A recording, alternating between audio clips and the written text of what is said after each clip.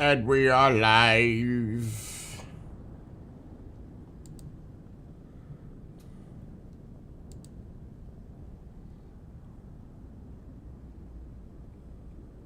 The lunar lander coverage begins in 90 minutes.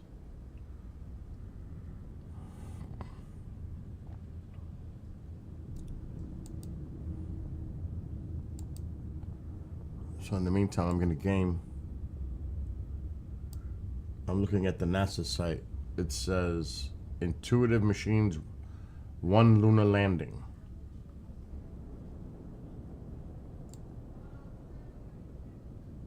Oh my God, I just took a power nap and I hear Momzilla. I just literally started. I'm sure she'll be here.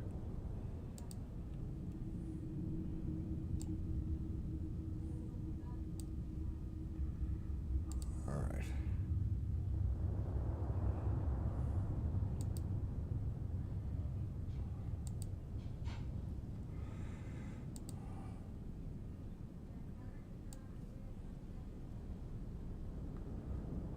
Oh God. I'm waiting for her to walk through that door any second.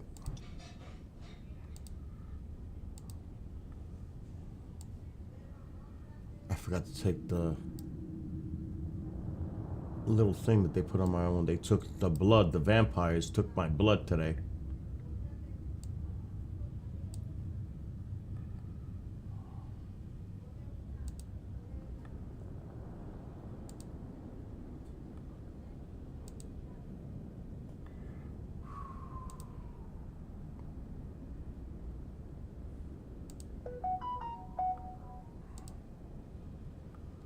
I'm not looking.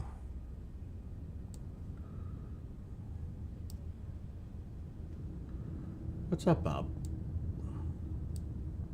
Welcome back to you too. Okay, let me just check.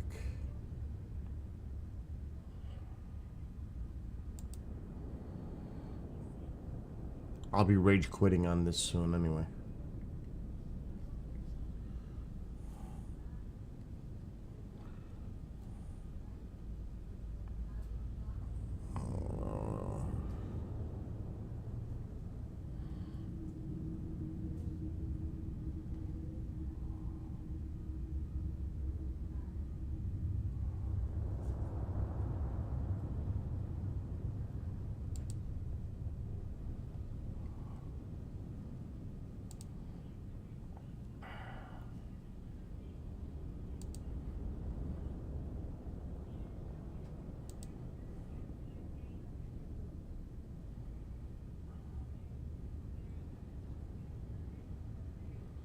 Okay.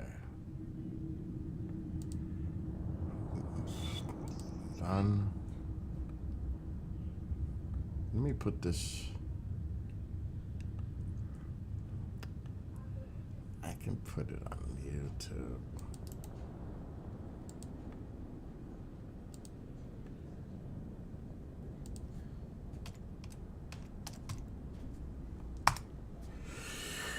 Oh, Jesus.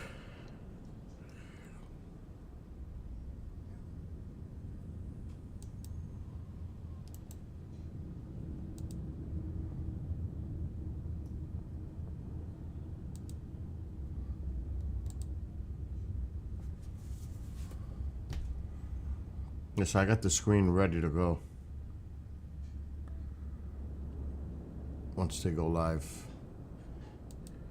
It's not till 5 o'clock Eastern. As you can see. 81 minutes from now. All I know is it better happen quick because I gotta work tonight. Let's land this thing. Ugh, I know.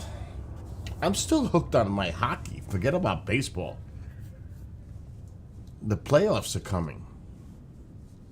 Matter of fact, the Rangers play tonight against the Devils. Rangers have won 8 in a row.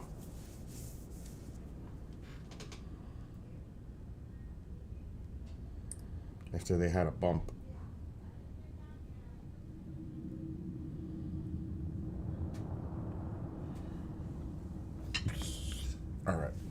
Let me get pissed before.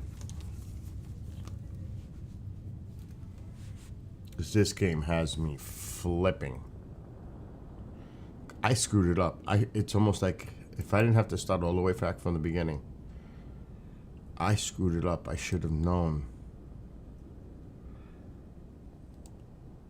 But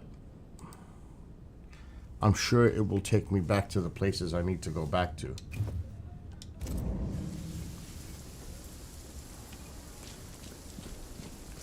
So the best thing I could do is just focus on these missions. These main missions.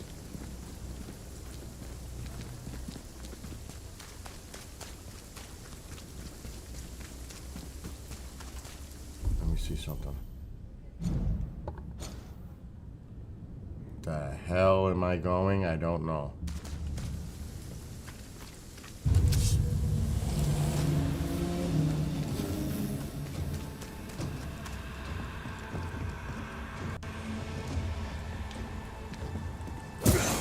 Standing by.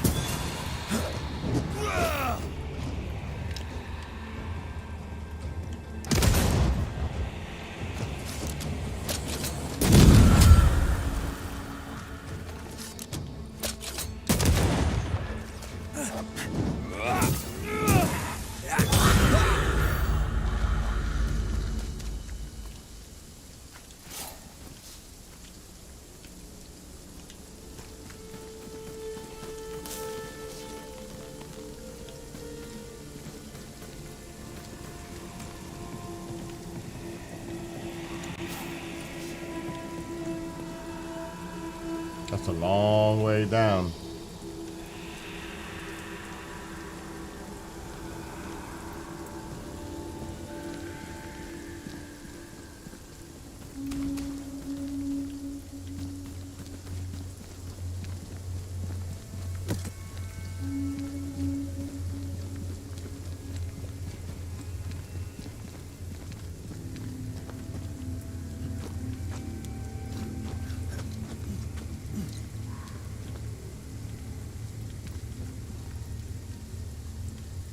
Just look around.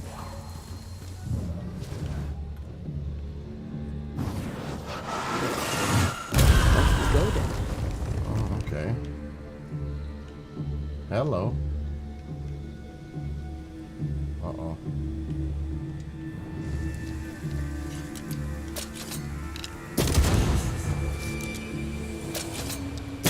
Get lost, won't you?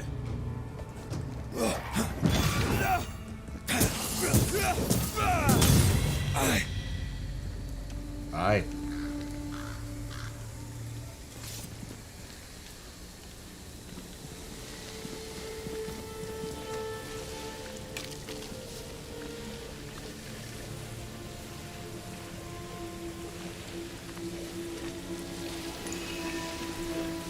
Spectral nest. I better command them to show themselves.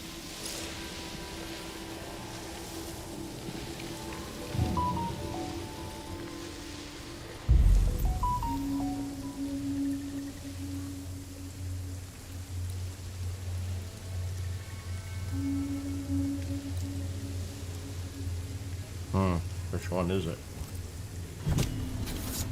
Corrito Skal.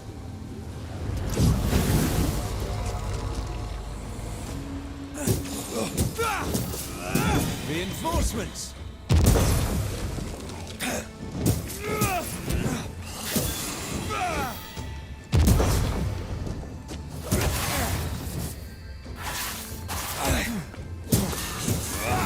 Away with you. Leave it to me.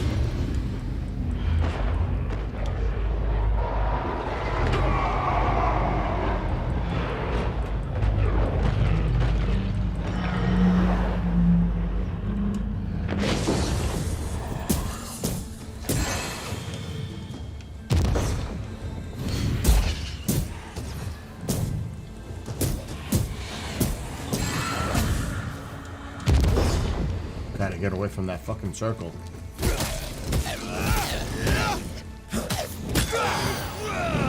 One less to worry about.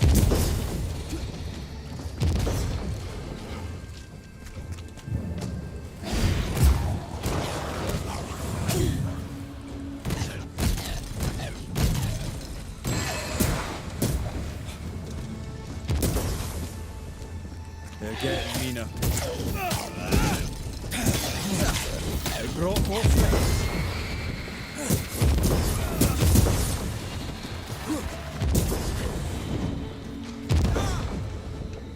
I wonder what's doing it.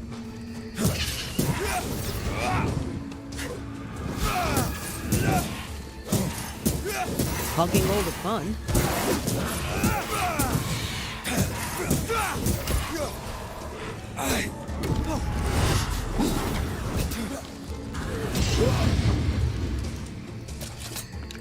Die, you bastard! Oh no.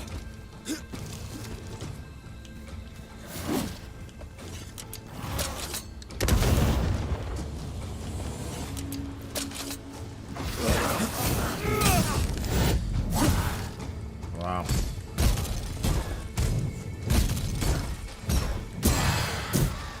I can help.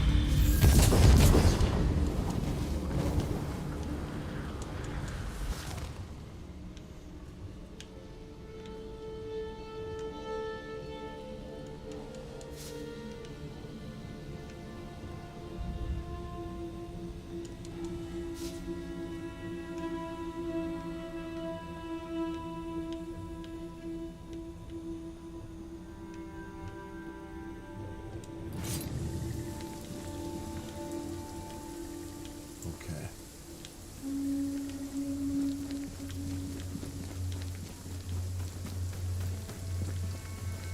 That's weird how it spins like that. I'm not gonna be able to cross there.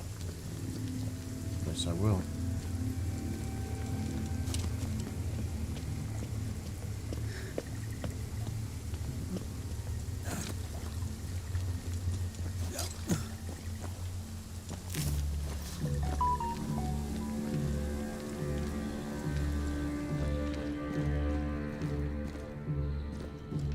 A little lag there.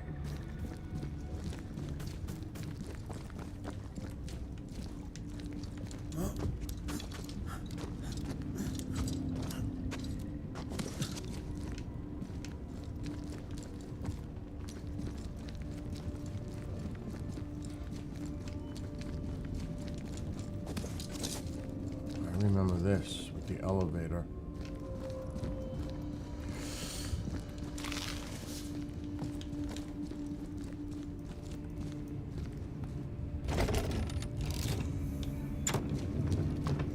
But first, there's nothing down there. I cleared that out already.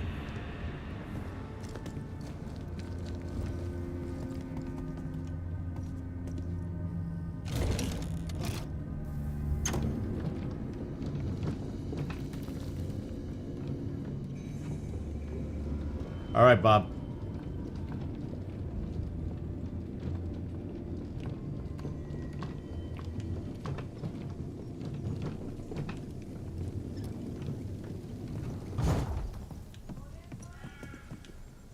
Mom! Ma! I want coffee. Ma! She can't hear me, the door's closed. So why are you yelling? Let me mute. Come here!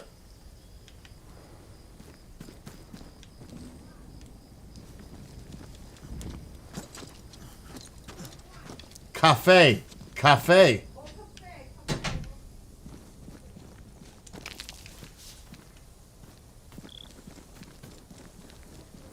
Uh-oh, I don't like this open. Looks too easy.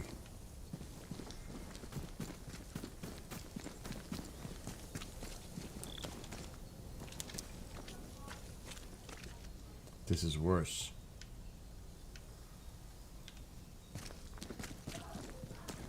Really?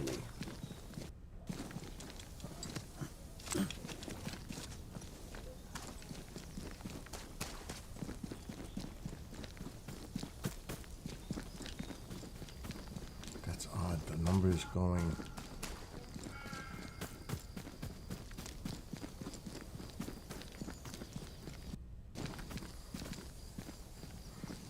back here? I need to look at the map.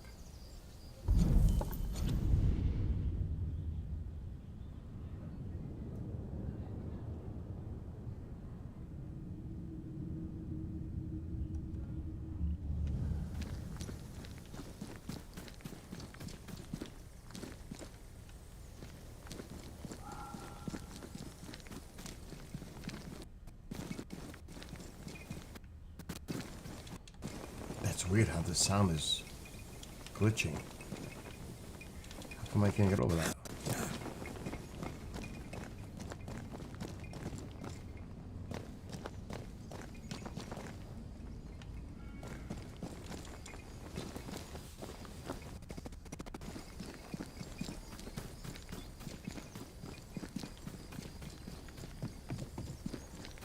I've never heard the game audio glitch like that. Shit is weird.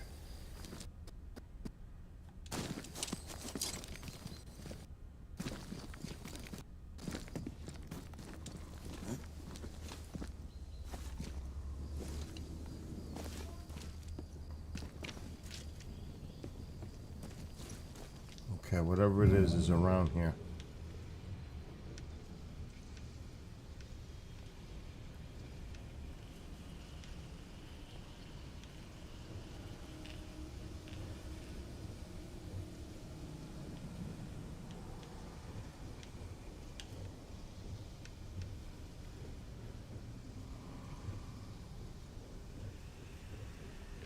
Let's go the other way. If there is another way. There is not.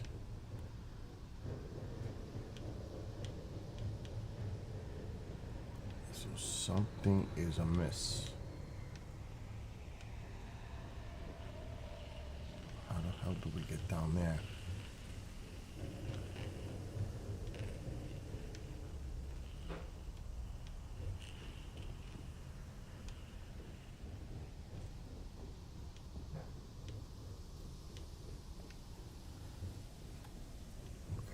Opening there.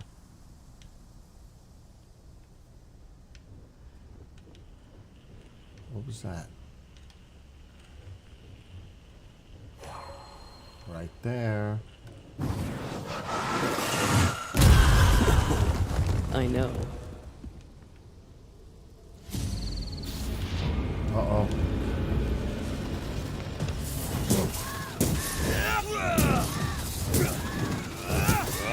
Have some of this. It's coming for you.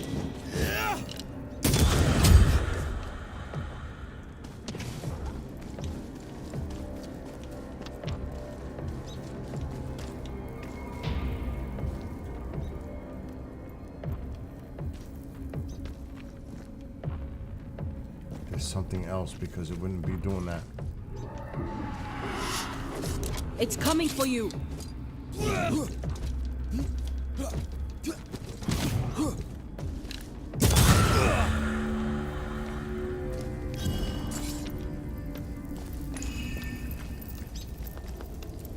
But that's not it. It can't be.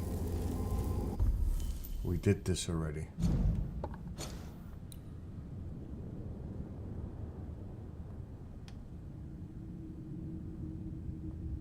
There's something else.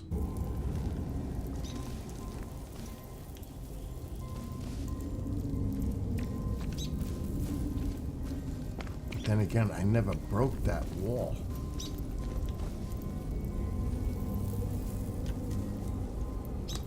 A stink bug.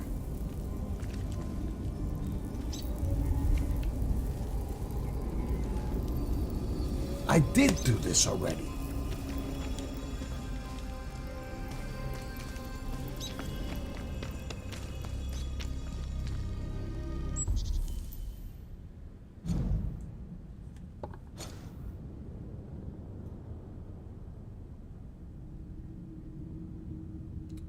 We gotta try to get down to that shipwreck.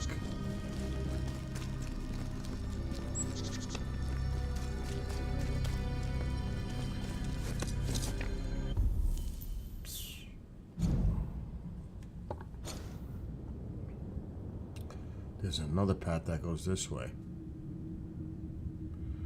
But that's getting out of where we're at. Let's back up.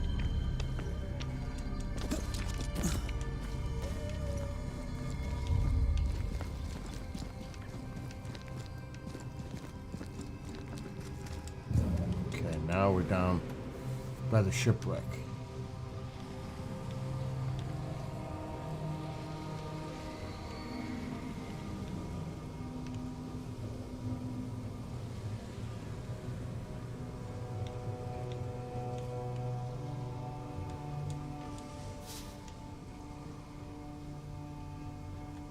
What a name. I like it. It's very unusual.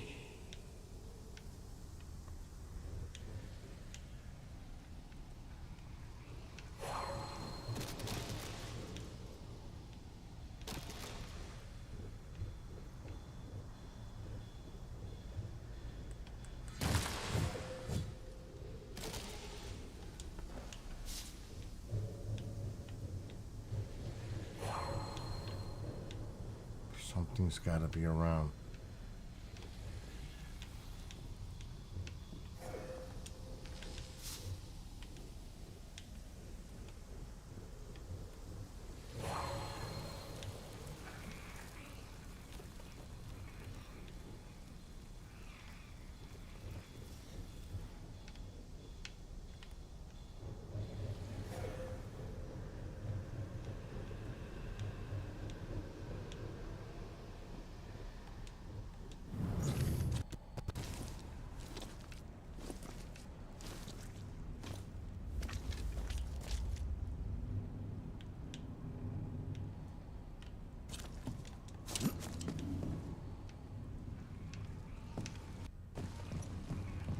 A fishing boat, eh? Because that's more plausible than a galleon.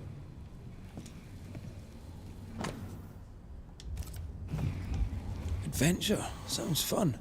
You're such a little boy sometimes.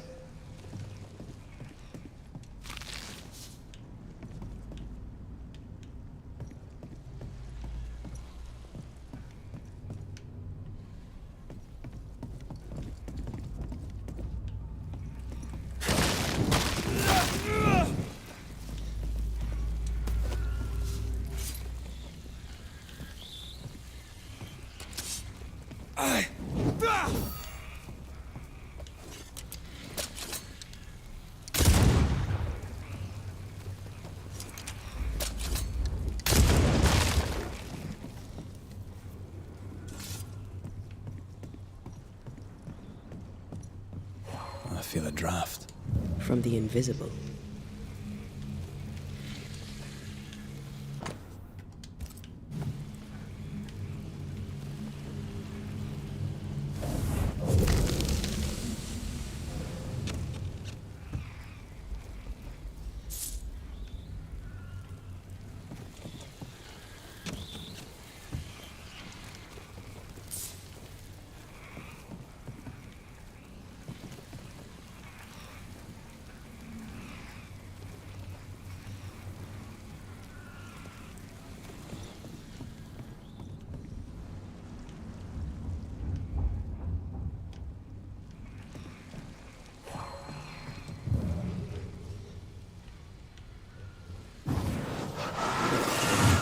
Shall we?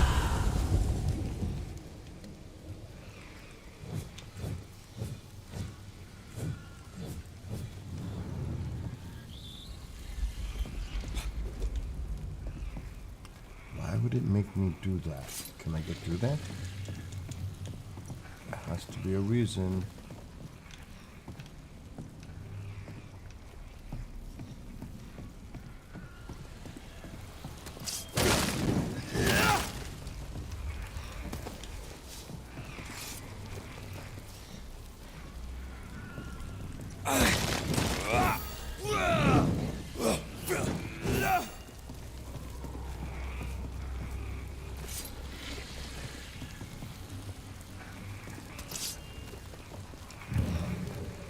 This is what I wish I can get rid of.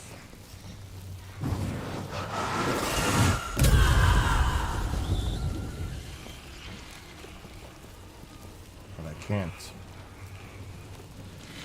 Not yet. We did get ready.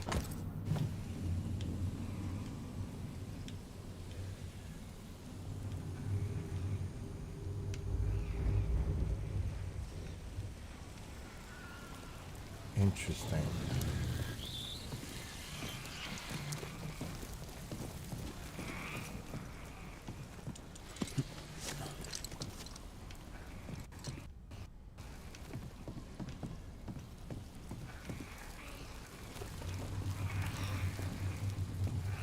Creeping ivy up ahead.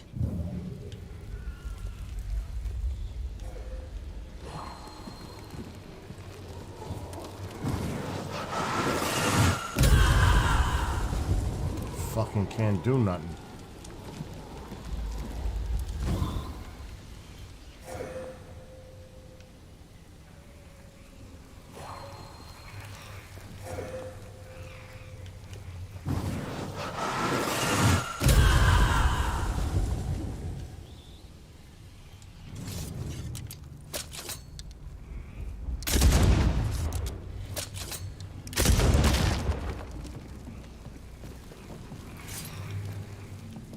Okay, that just opened that big fucking deal. We can't do nothing up there.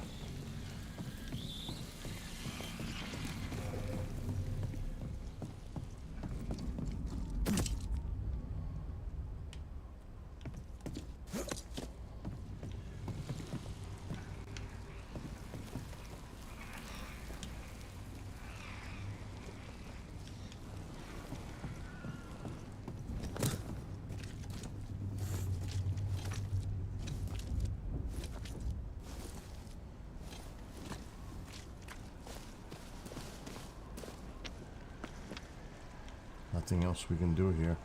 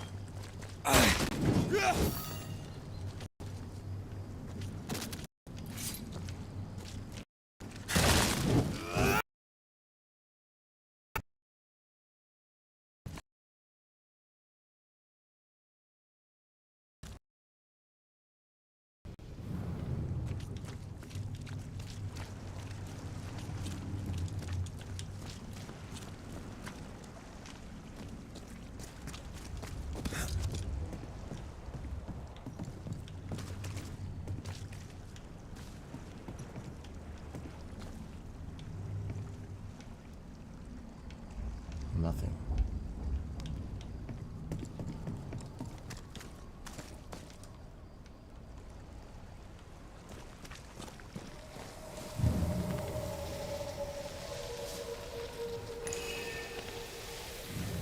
See that corpse? I could use a ritual.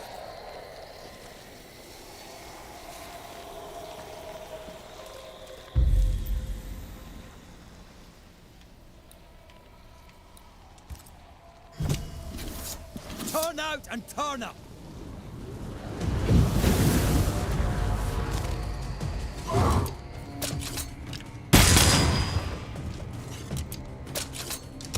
Fuck. Make a run for it! Not making no fucking run for it.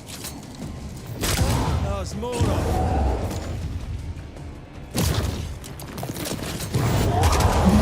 Now I'll make a run for it.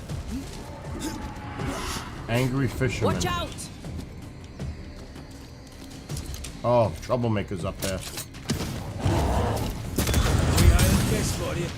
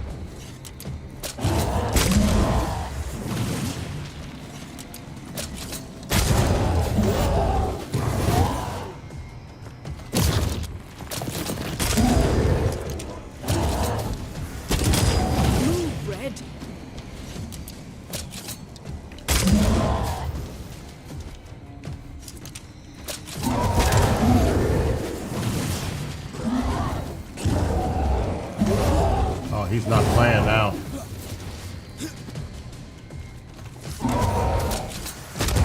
Run, Red.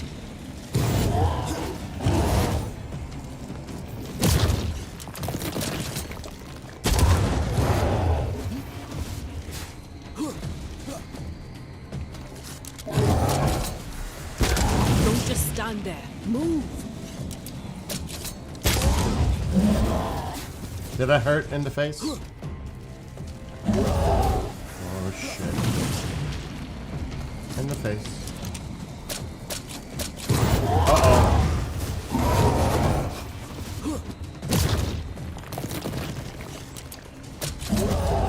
This isn't over yet.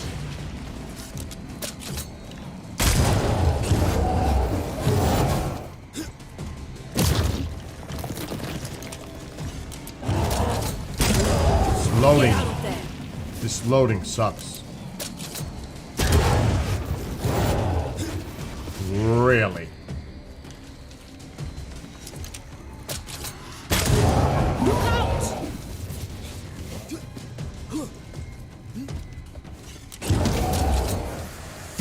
Here, damn it. Oh shit.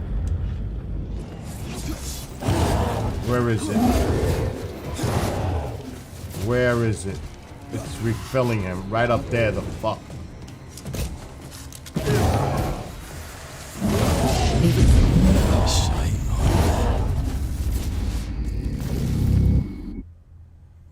That's what was refilling its energy.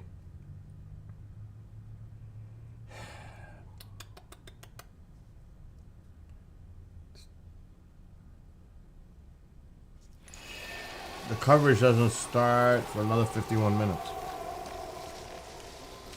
Rabbit.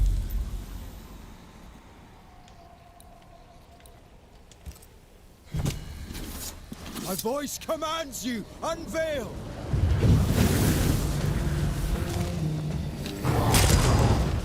Where is it now? It's behind me. Alright, where it's gonna be around.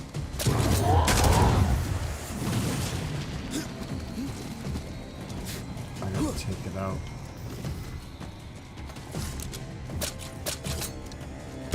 I have another in sight.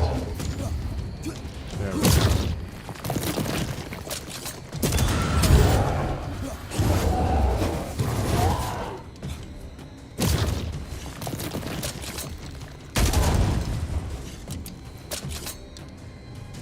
They never learn, do they?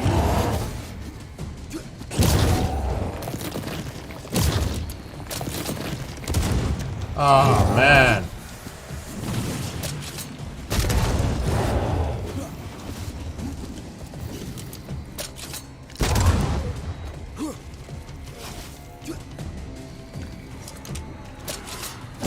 Die, you bastard. Holy shit, what is that? Dodge it if you can.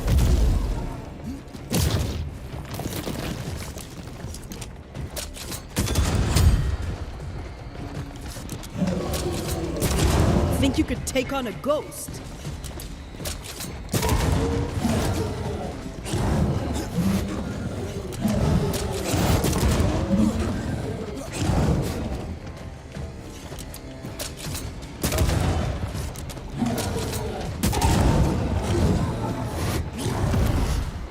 Careful!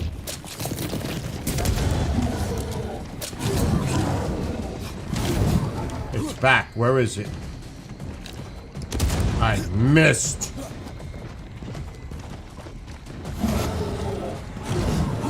Trouble's about.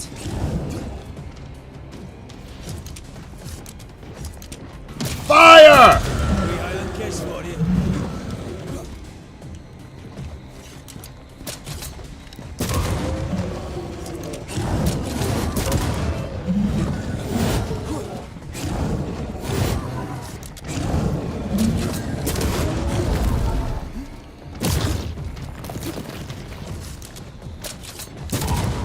Come on, one more shot. Ready and waiting.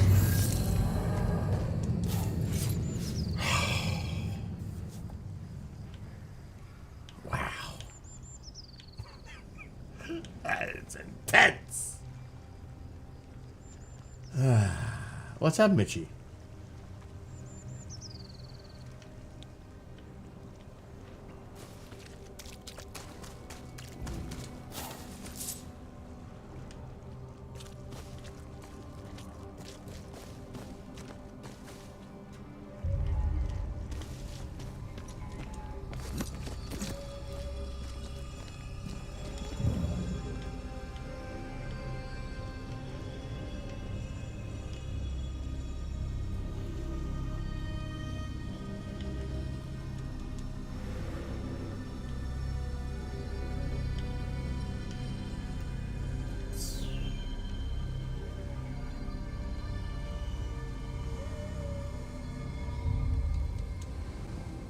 Whatever grip it is the nightmare has here, you'd never know by looking.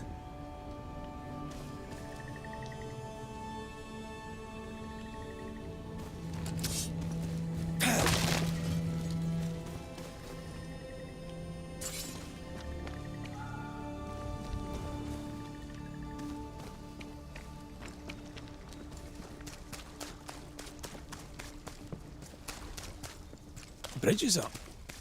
Wonder why. To keep folk in, or to keep something out?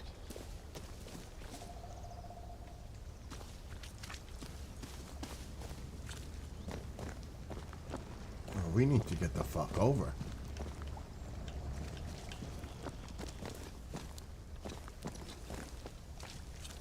Something's concealed.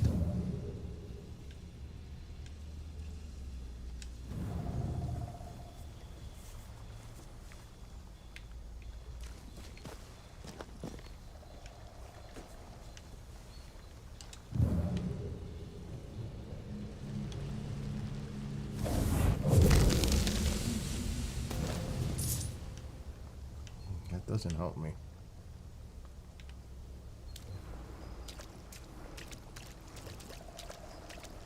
There it is.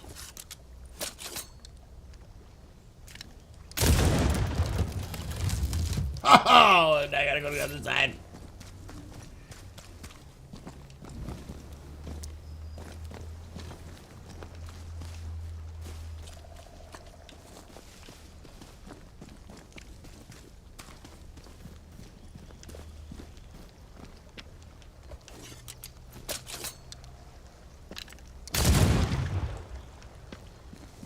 Yeah, I like this snapshot. Boom. Boom goes the bridge. At least we're making some more positive, less game rage advancements here. Because yes, it is fucking game rage. I need something to drink. Hi, baby. Hi, Nanas.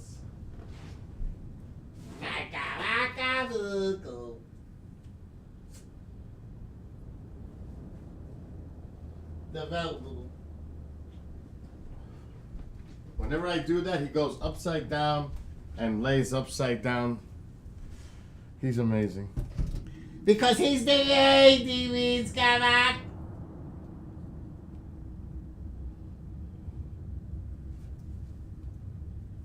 I'm not kidding either. He's like upside down. Oh, now he turned. He made the turn.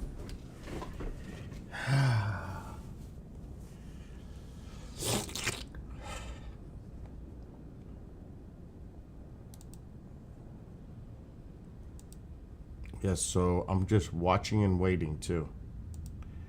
Because it says in 44 minutes.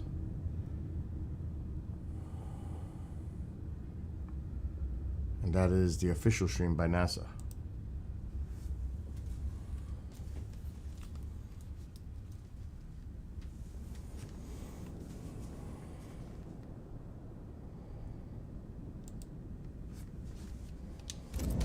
Okay, now what?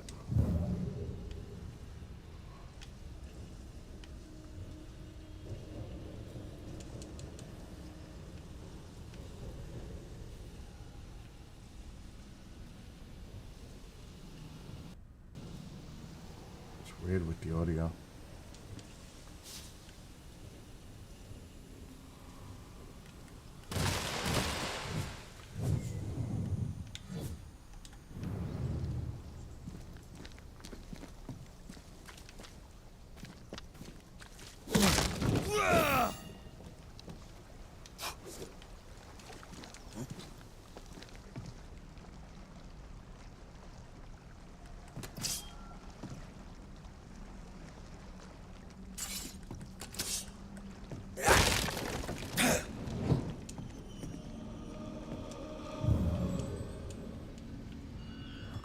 Get through there.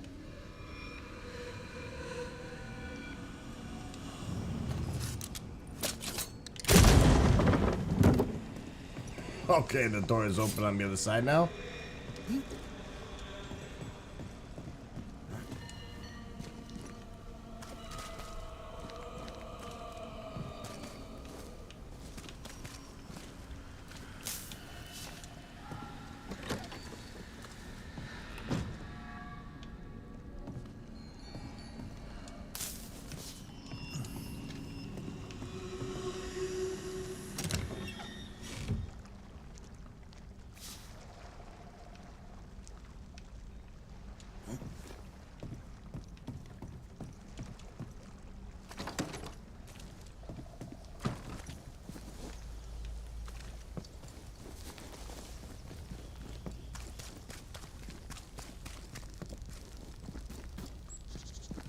Okay, go easy.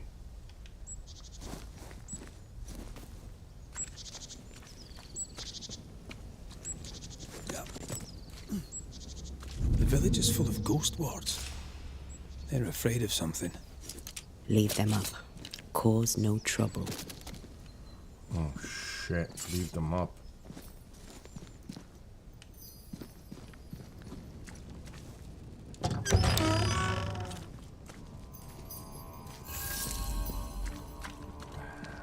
Oh there! Anyone home? Where did they go? They're all dead!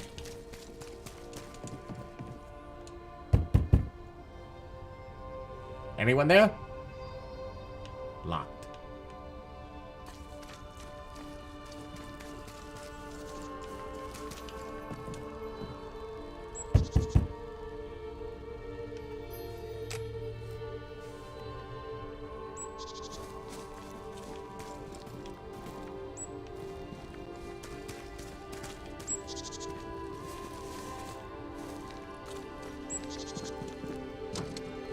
Why would I move this? Why? What am I doing?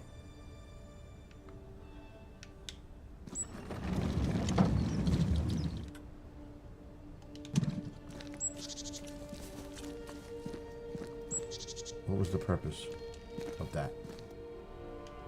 Explain. Nothing? There's always a purpose.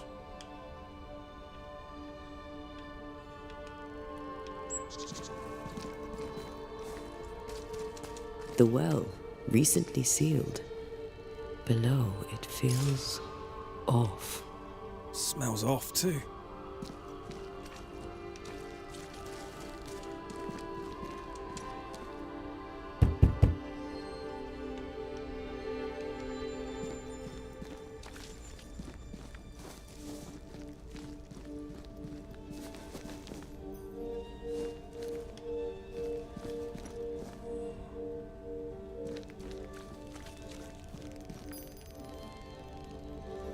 Something feels off.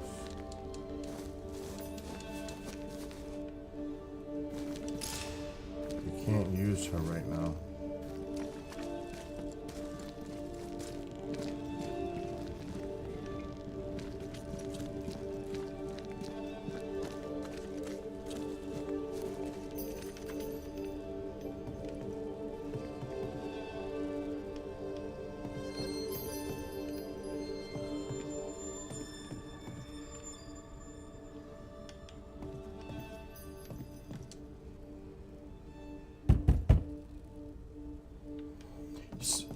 Somebody's got to open a door.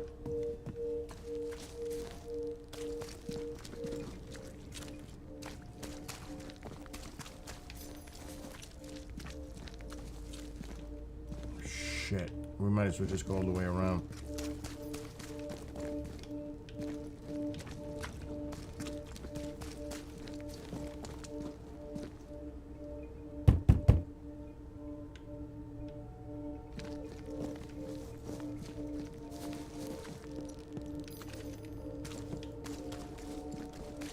Let's go this way first.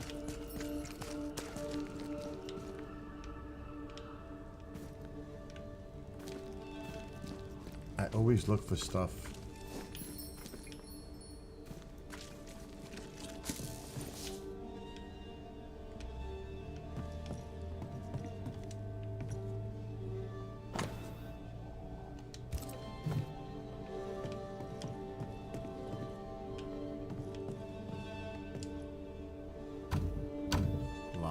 And it's locked. There must be a key. Well, good luck.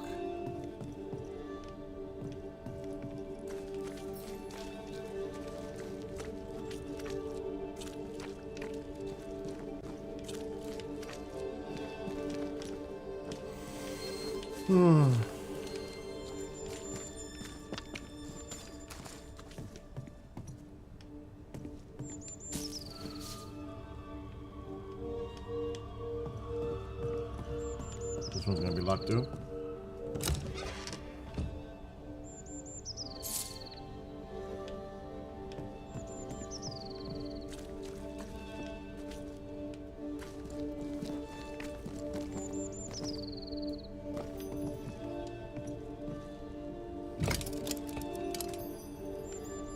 Interesting. That's a long way down.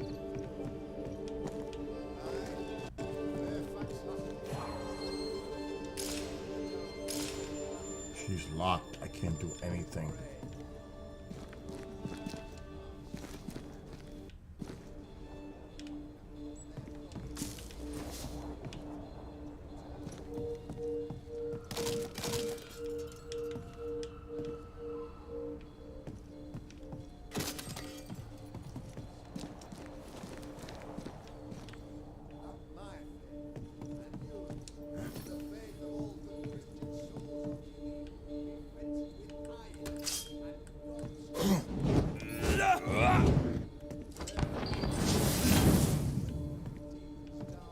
That shit is not opening.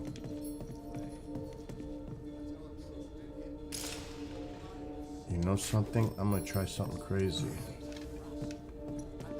I don't know if it's a good idea.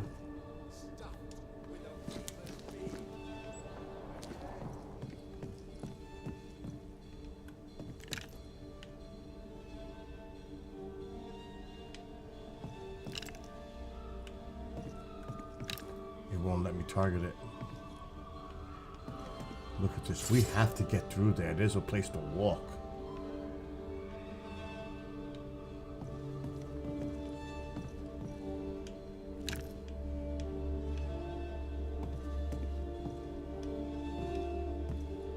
It won't let me shoot.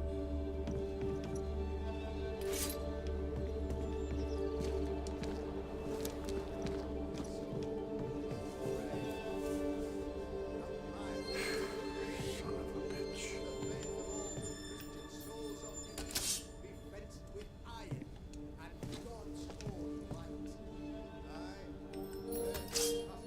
There's no way I'm getting through there. No way.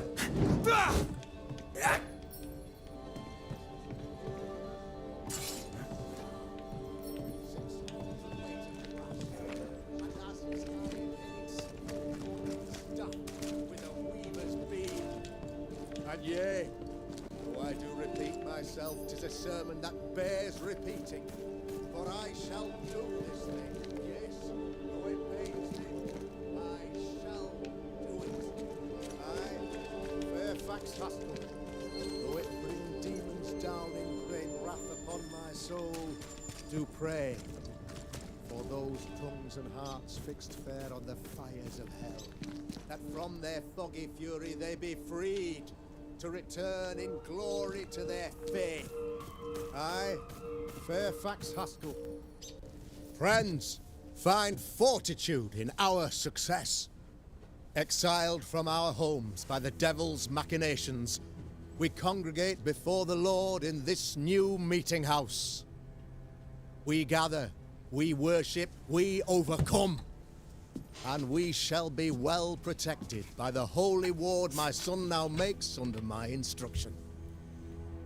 For I have spent hours countless in your service, poring through books and papers, devouring the oeuvre of my peers, that our meeting house be safe.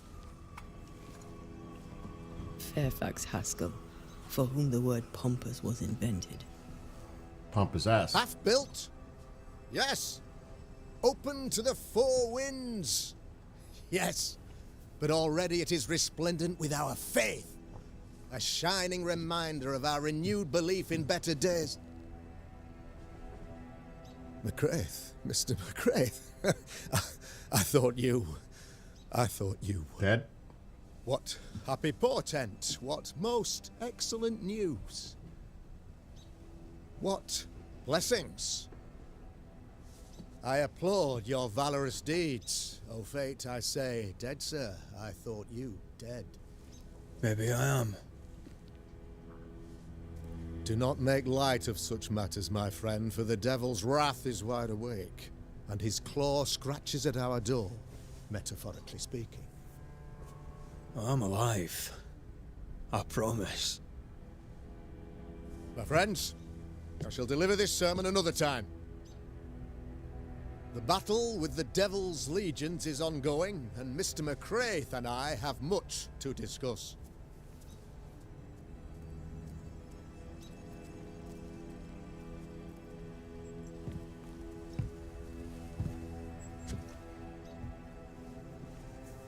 Thank you, Lammy.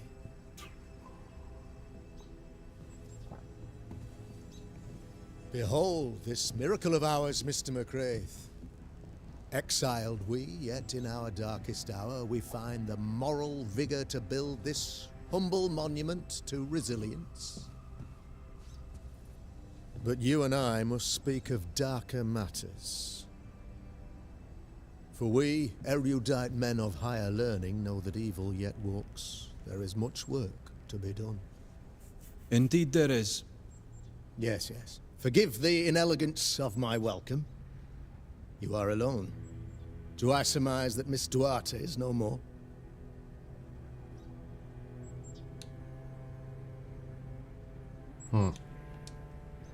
She knew the risks. So will I go in unto the king, and if I perish, I perish.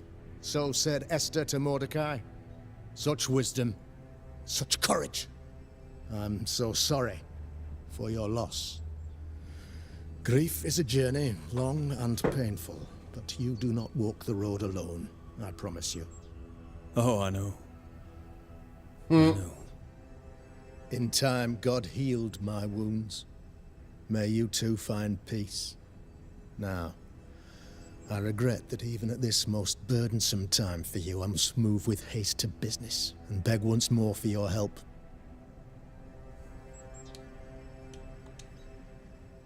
What's going on? It must be serious if you're asking for my help. Since your defeat at the meeting house, the devil, heartened and emboldened, goes from strength to strength. He insinuates himself among my people, reveling in the suffering of the disease he unleashes upon us. It pits one against the other. Suspicion tears this community apart once again. All this to weaken my people and lead them away from the light of God. In times of disease, you need doctors, and I'm no doctor. We'll not treat the symptoms, we'll tear out the root. An agent of the devil walks among us. A witch! You must find her, or him, as it may be. You and I share great expertise, but I'm a man of position, while you, sir, are much more familiar with field work. Go. Meet my people. Walk amongst them. Learn which of them secretly serves the demon, that we may expunge this evil malady from our body politic. What makes you think there's a witch at work here? Aye, sir, I'm a man of God and intellect. I can read the signs. When a so-called mystery disease afflicts half of my people overnight, there can be only one culprit. It is the devil's doing, sir. Probably through one of his servants. For you see, I understood immediately that the water in the well had been tainted. There are no strangers here. You could self-accept it. No one has fled. The guilty woman, or man, I suppose, remains within the village. As evil walks, the evil are emboldened, but this witch shall see her downfall. Or his, of course. As did the last one, as will the next. Some years ago, You may have heard tell of this. I made my name on the execution of a terrible witch. It pains me that I must do it once more.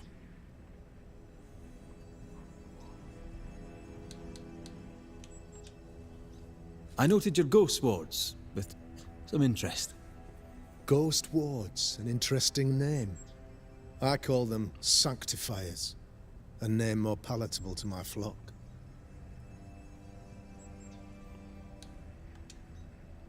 Why did you not use them in New Eden when the curse began? It was more complicated to convince the whole congregation of the necessity to use magic. Here, people have more trust in my unmovable probity. This requires a great deal of occult knowledge. Where did you learn your craft? Etienne Roulet, one of the greatest demonologists of our time, is a good friend of mine. I improved upon his work.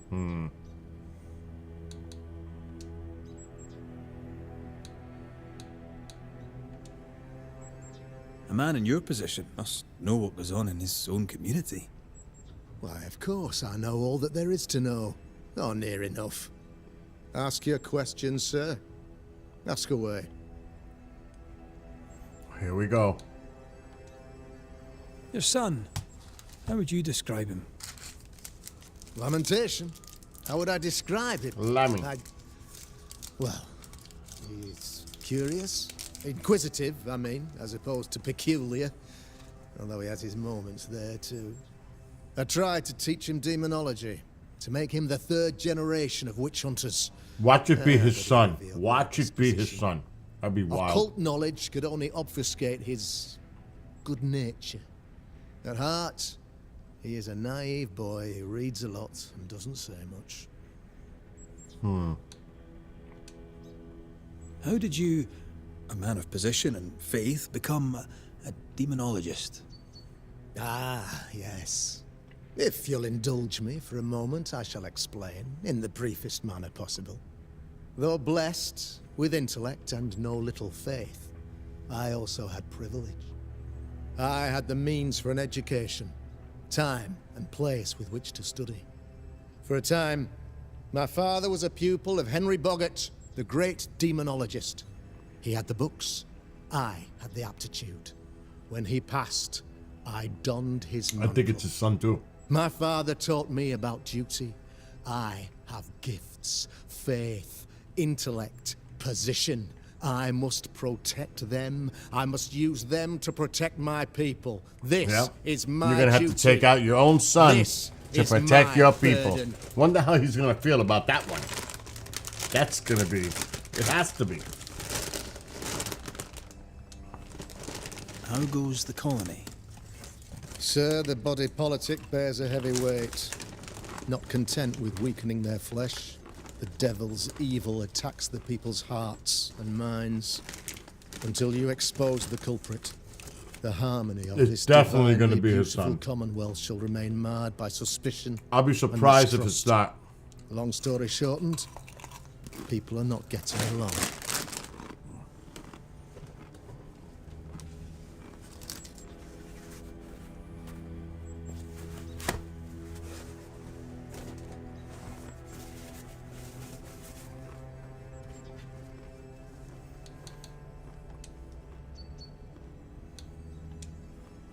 This illness, tell me of it.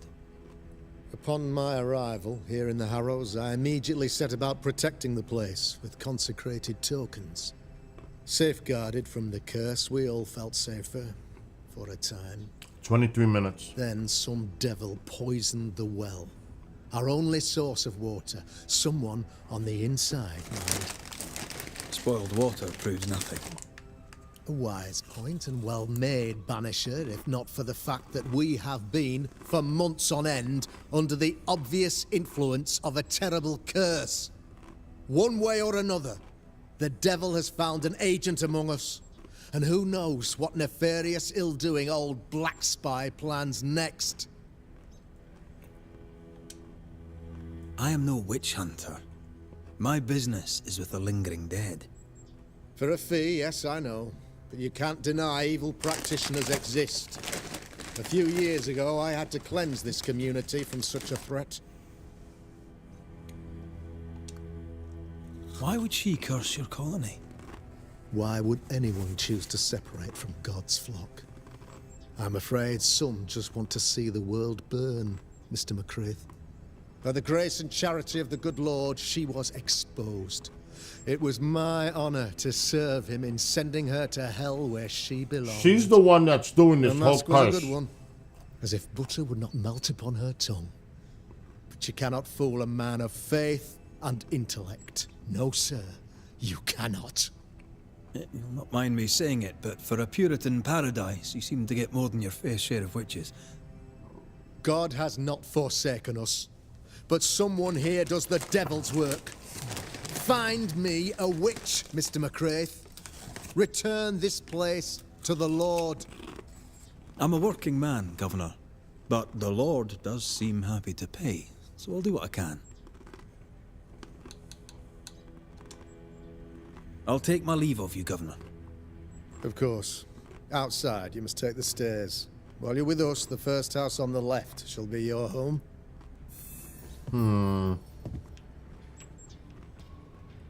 I don't trust this dude whatsoever. Another witch hunt.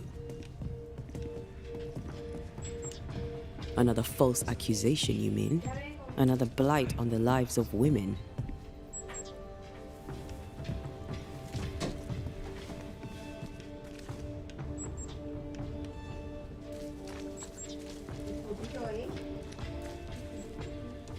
Good day to you, madam. Richard? That you? Afraid not, ma'am. Red McCraith, I'm a banisher. Is that a breed of doctor I'm live, I've not and I'm heard playing of? again. I need no bandages.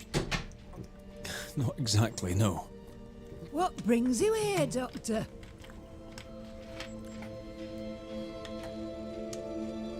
I'm a banisher, not a doctor. I'm here to help. Kind of you, but I need no help. Well, then I'll not insist. May I ask your name? You, young man, have a tongue as refined as your appearance is rough. I'm Hepzibah Perkins. Goody Perkins to you.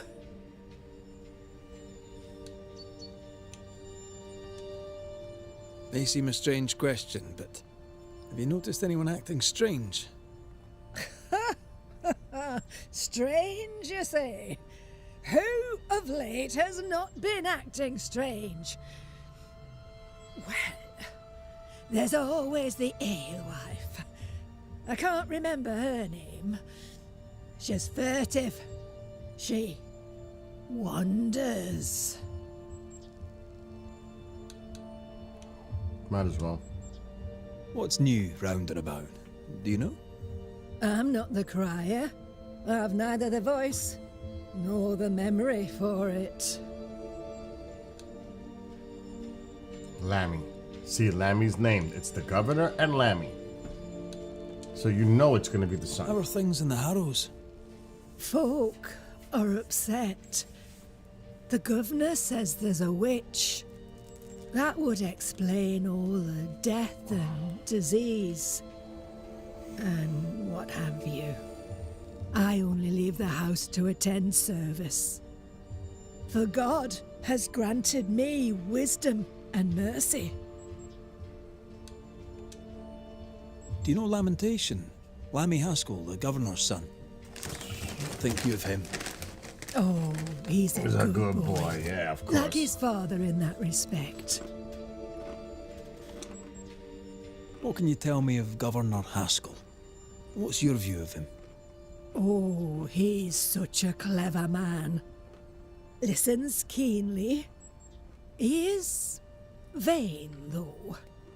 These men are often very, very lonely, you know.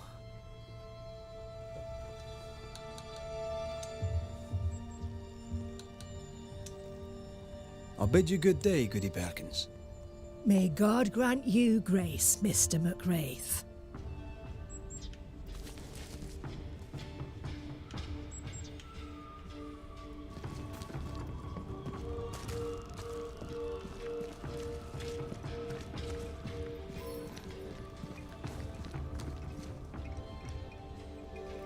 Is that him? The son?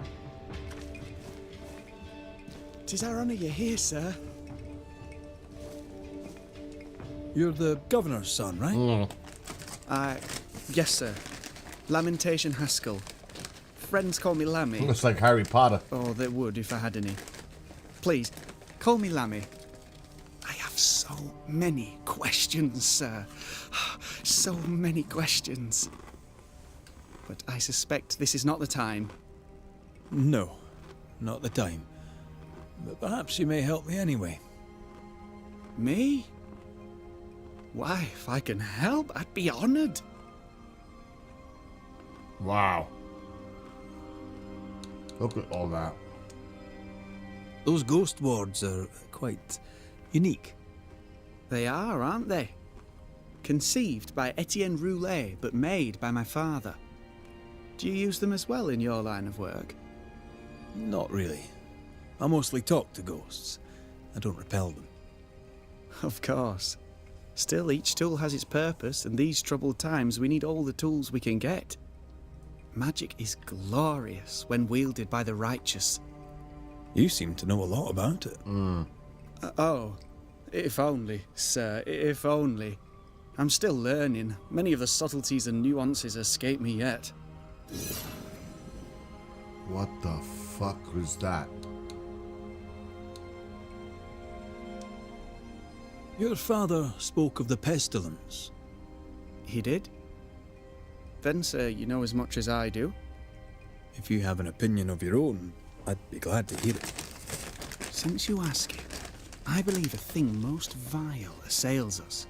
An evil of origin unknown and perhaps unknowable. So the pestilence is part of the curse? Yes. Of course, the curse. Of course it's the curse. What else could it be? So tell me, Lammy, what do you do? What? How do you spend your days? I assist my father, especially with the ghost wards. That keeps me very busy. When I can, I continue my research into the mysteries of life. Wildlife, mostly. If I can find any. Those that aren't dead have left New Eden. Who can blame them? Must be hard, being the governor's son and all. Is it? I don't know. I've never been anyone else's son. Hard to grow up in his shadow. What a fucking answer. Only if you like the attention, not me. I just want to read books and learn stuff. People leave me alone mostly. I like that. Mostly. Your father believes there is a Harrow's witch. Have you noticed anyone acting strange? I'd answer, sir, I surely would, only things being as they are, everyone is acting strange. The curse brought illness. Yeah, the curse. Illness brought division. Division has led to strife. We could do with some healing, sir, we could. We need you to bring us peace.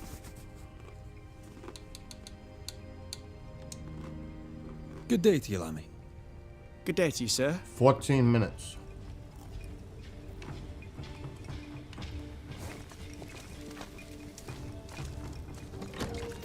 Ghost ward. I think you can safely knock it over.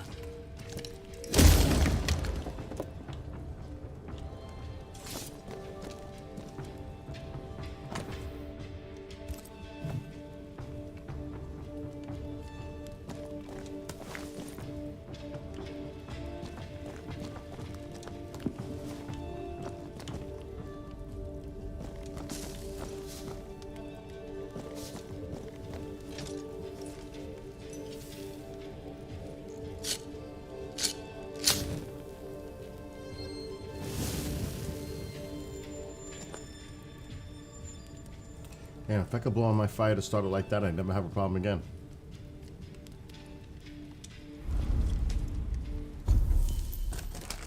Uh-oh, there's no power-ups. No upgrades. That's a sucky thing.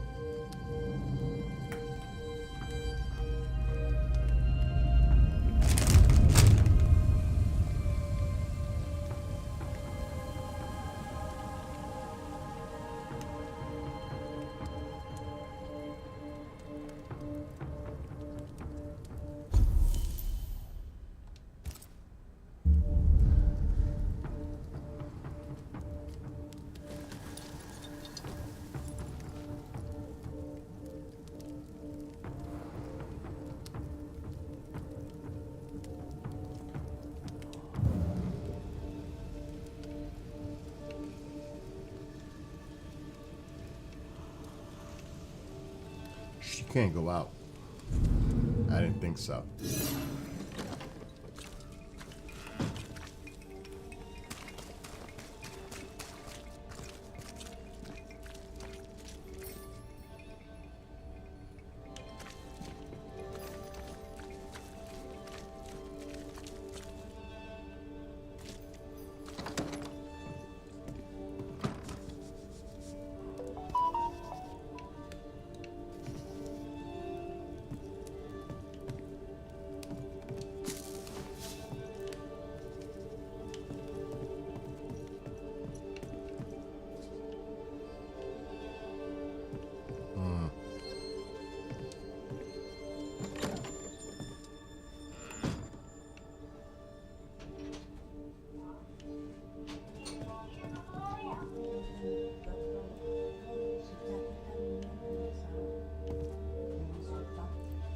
That's strange. There's nothing in here. Yeah. I'm saying I'm looking for Taco. Taco's sleeping, okay?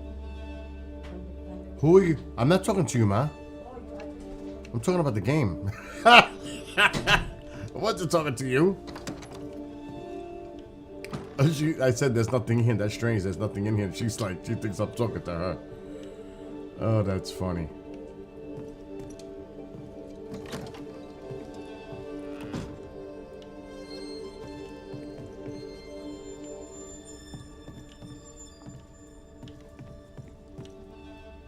Really? Nothing at all? That's weird.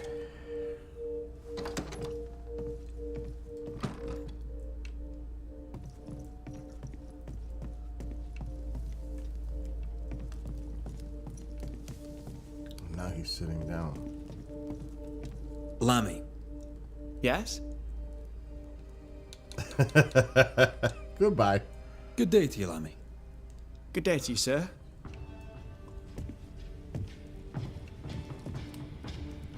Maybe Lami's not the suspect.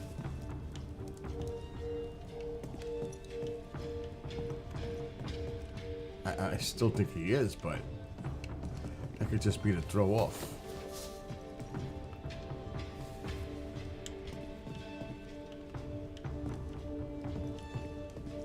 There's nothing in here.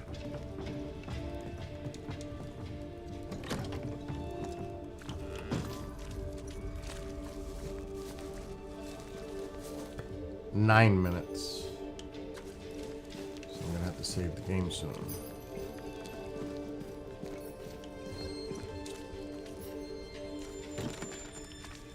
There might be a way to open this door from the other side.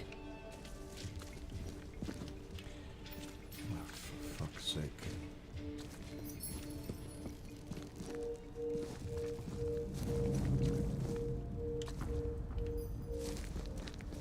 Okay, we have to be able to go. Can I get down?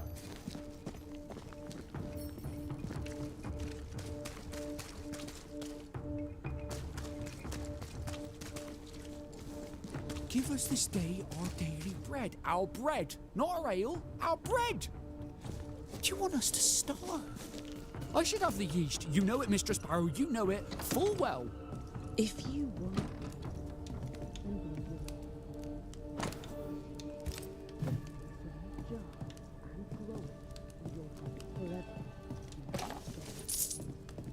Food is a staple.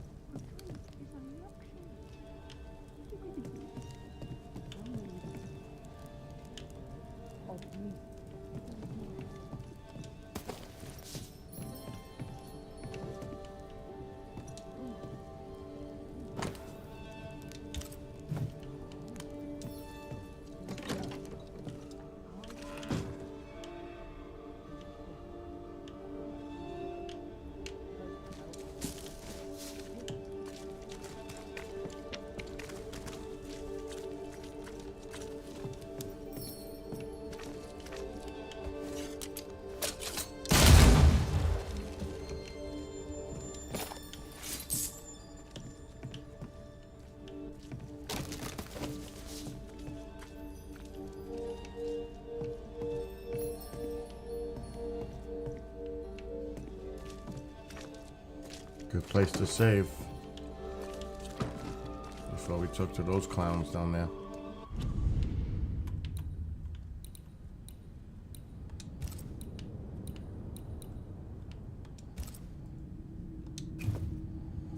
Okay, let's shut this down. All right, now let's pay attention to this. Because there's only 6 minutes left. At least I got past that insanity earlier. Oh my God, that was sick. It had me for 2 days. Going nuts. 6 minutes. It's almost 5 p.m.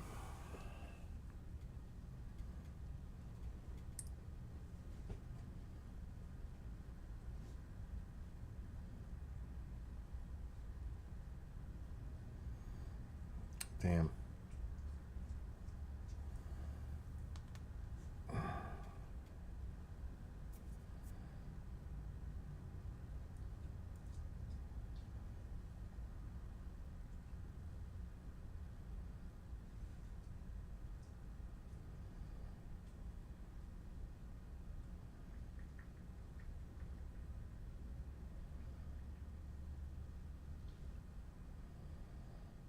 Okay.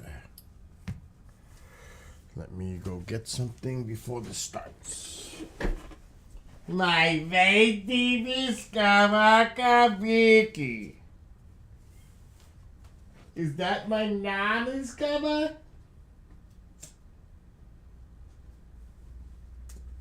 Is that the baby? Is that the baby? He looks like me, like I'm a moron. Like, leave me alone. It's like, shut up. Go away.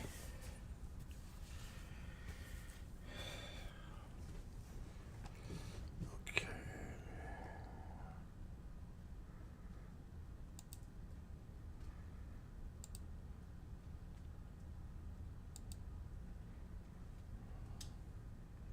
I'm sure there's other streams doing this too. I'm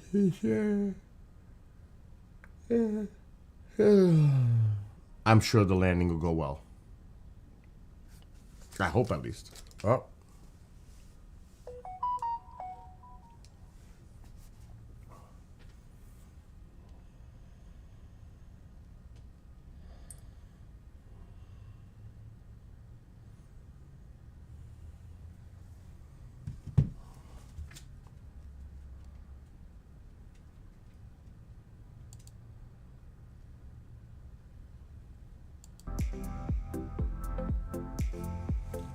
I know, Tycho.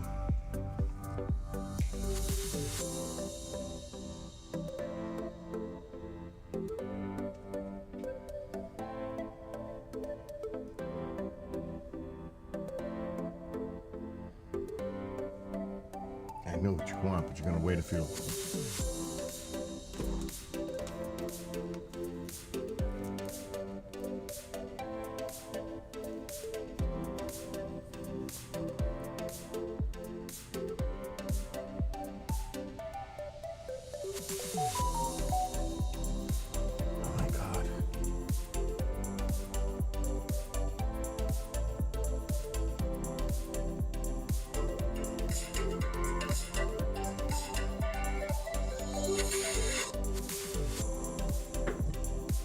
Other channels are carrying the same stream.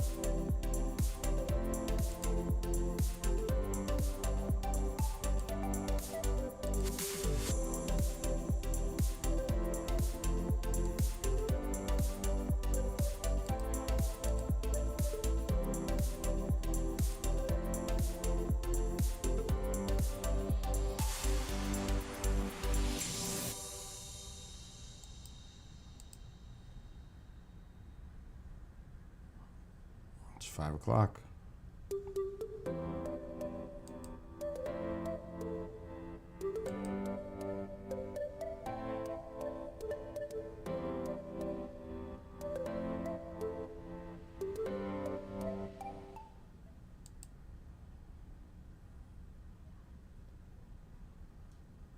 They cut the music. They should be coming in.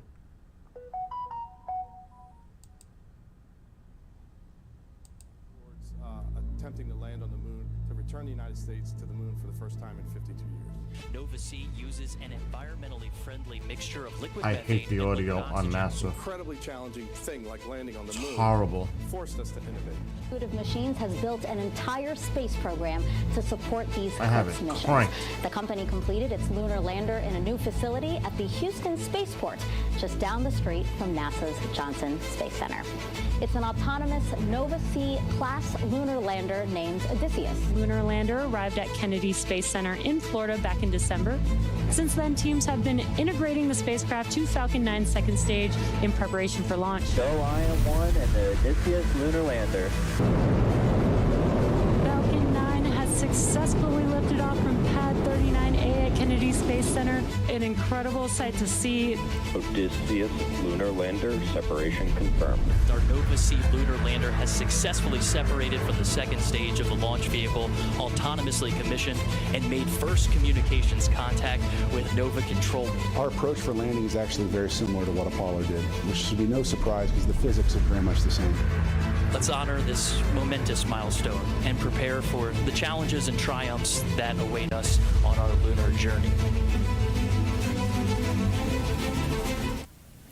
You're taking a live look into Intuitive Machines' Nova Control in Houston, Texas, Wow, that is where so flight low. controllers are preparing to start the landing sequence for the IM-1 mission. Our mission and activity directors are sitting closest to the large monitor inside Nova Control, and they're supported by 10 additional flight controllers surrounding the circular Mission Operations Center. Good afternoon and welcome to our coverage of the descent and landing of the IM-1 mission. I'm Josh Marshall, Communications Director of Intuitive Machines. And I'm Gary Jordan with NASA Communications. This mission is one of the first under a task order with NASA's Commercial Lunar Payload Services Initiative. Under Artemis, we're returning to the moon to conduct groundbreaking scientific discoveries and technological advancements. And this mission with Intuitive Welcome Machines back, Bob. is helping us to get there. And Gary and I are at Intuitive Machines' facility here in Houston, just down the street from NASA's Johnson Space Center. Right now, inside Nova Control, flight controllers are monitoring our Nova C-class lunar lander named Odysseus ahead of its autonomous landing sequence that begins with powered descent initiation at 5:11 p.m. Central Time for a landing time at 5:24 p.m. Central. Right now, they're keeping an eye on the room's situational awareness tool called the Viz, which you can see on your screen now. The Viz is casted onto a large television in the front of Mission Control, so the activity director and the mission director can have the best view, Gary. And the Viz is an animation representing real-time telemetry data feeding into Nova Control. Nova Control receives the data, runs it through Unreal Engine 5, and generates a visualization of the data. It's a useful tool for situational awareness and keeping track of what flight controllers expect Nova C is doing in space. The white line points to the moon. The blue line is the past and intended trajectory. The yellow and red lines are pointing towards the sun and Earth, respectively. The different color cones you see at the top are the antenna arrays used for line-of-sight communication back to Earth. We'll show the Viz periodically throughout our coverage, up to about 12 minutes prior to landing. In these final moments before landing, the most reliable spacecraft data will be relayed through Nova Control audio loops. And we're starting our coverage later than expected today as flight controllers continue to assess Nova C's trajectory, guidance, navigation, and control. Nova C maintained a low lunar orbit, but is in a slightly more elliptical shape. The audio Last night, flight overall controllers is performed a very lunar low. correction maneuver burn to Coming from the stream. I have my mixer Nova C on a cranked. trajectory to land in Malaprop Malapert A. This is but normal. moved our landing time That's estimates normal level. earlier Look by how low about it an is. hour. Then today, This is flight always with controllers NASA. chose to exercise SpaceX an is like that additional too. orbit before starting the IM-1 I have mission to landing crank it sequence. all the way up. This decision brought us to now, projecting a landing time of 1724 Central Time. Intuitive Machines made the decision to reassign the primary navigation sensors from Odysseus's laser range finding system to use the sensors on NASA's navigation Doppler LiDAR. This is a dynamic situation, and we'll update you later in the broadcast. Intuitive Machines still intends to land in the optimum lighting window, and the lunar correction maneuver performed last night eliminated the need for the planned 10-second deorbit initiation burn, which would have brought Nova C from low lunar orbit into the descent phase.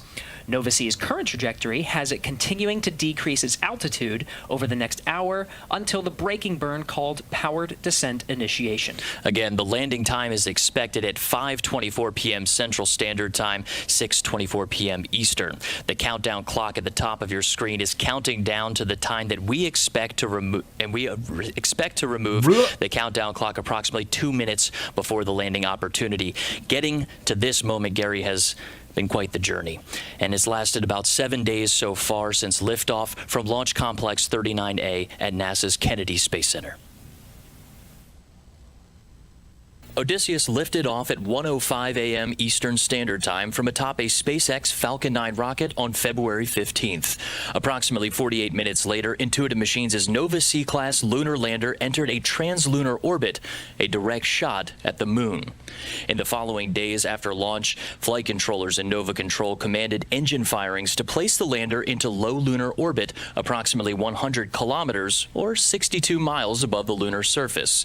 The journey to low lunar orbit included firing the first liquid methane and liquid oxygen engine in space. This was called the commissioning maneuver.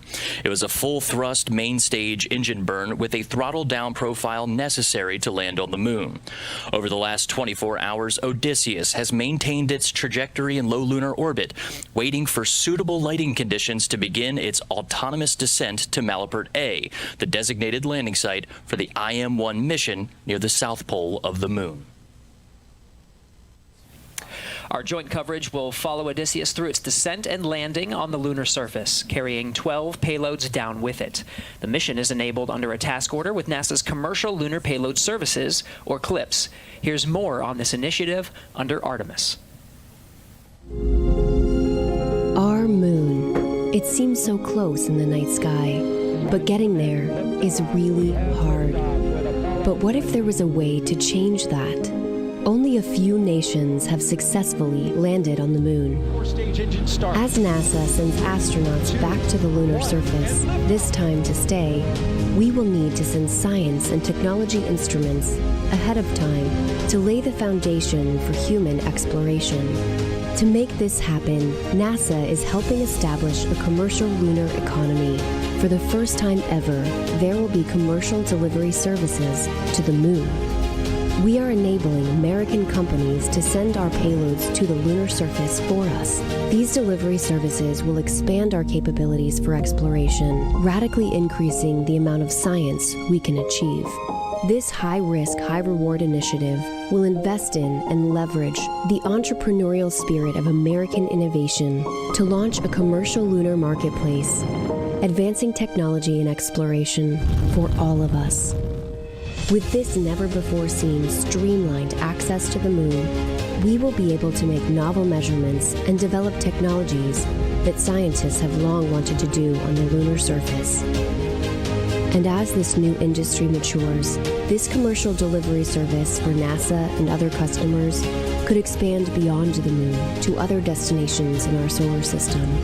And we can learn to live on another world because we are explorers. CLPS is an important pathway towards long-term exploration of the moon and part of NASA's Artemis missions that will establish a sustainable presence in the lunar vicinity and prepare humans for missions to Mars. For more on how this fits in with the greater plan, let's head over to NASA's Leah Cheshire, who's just down the hall. Hey, Leah.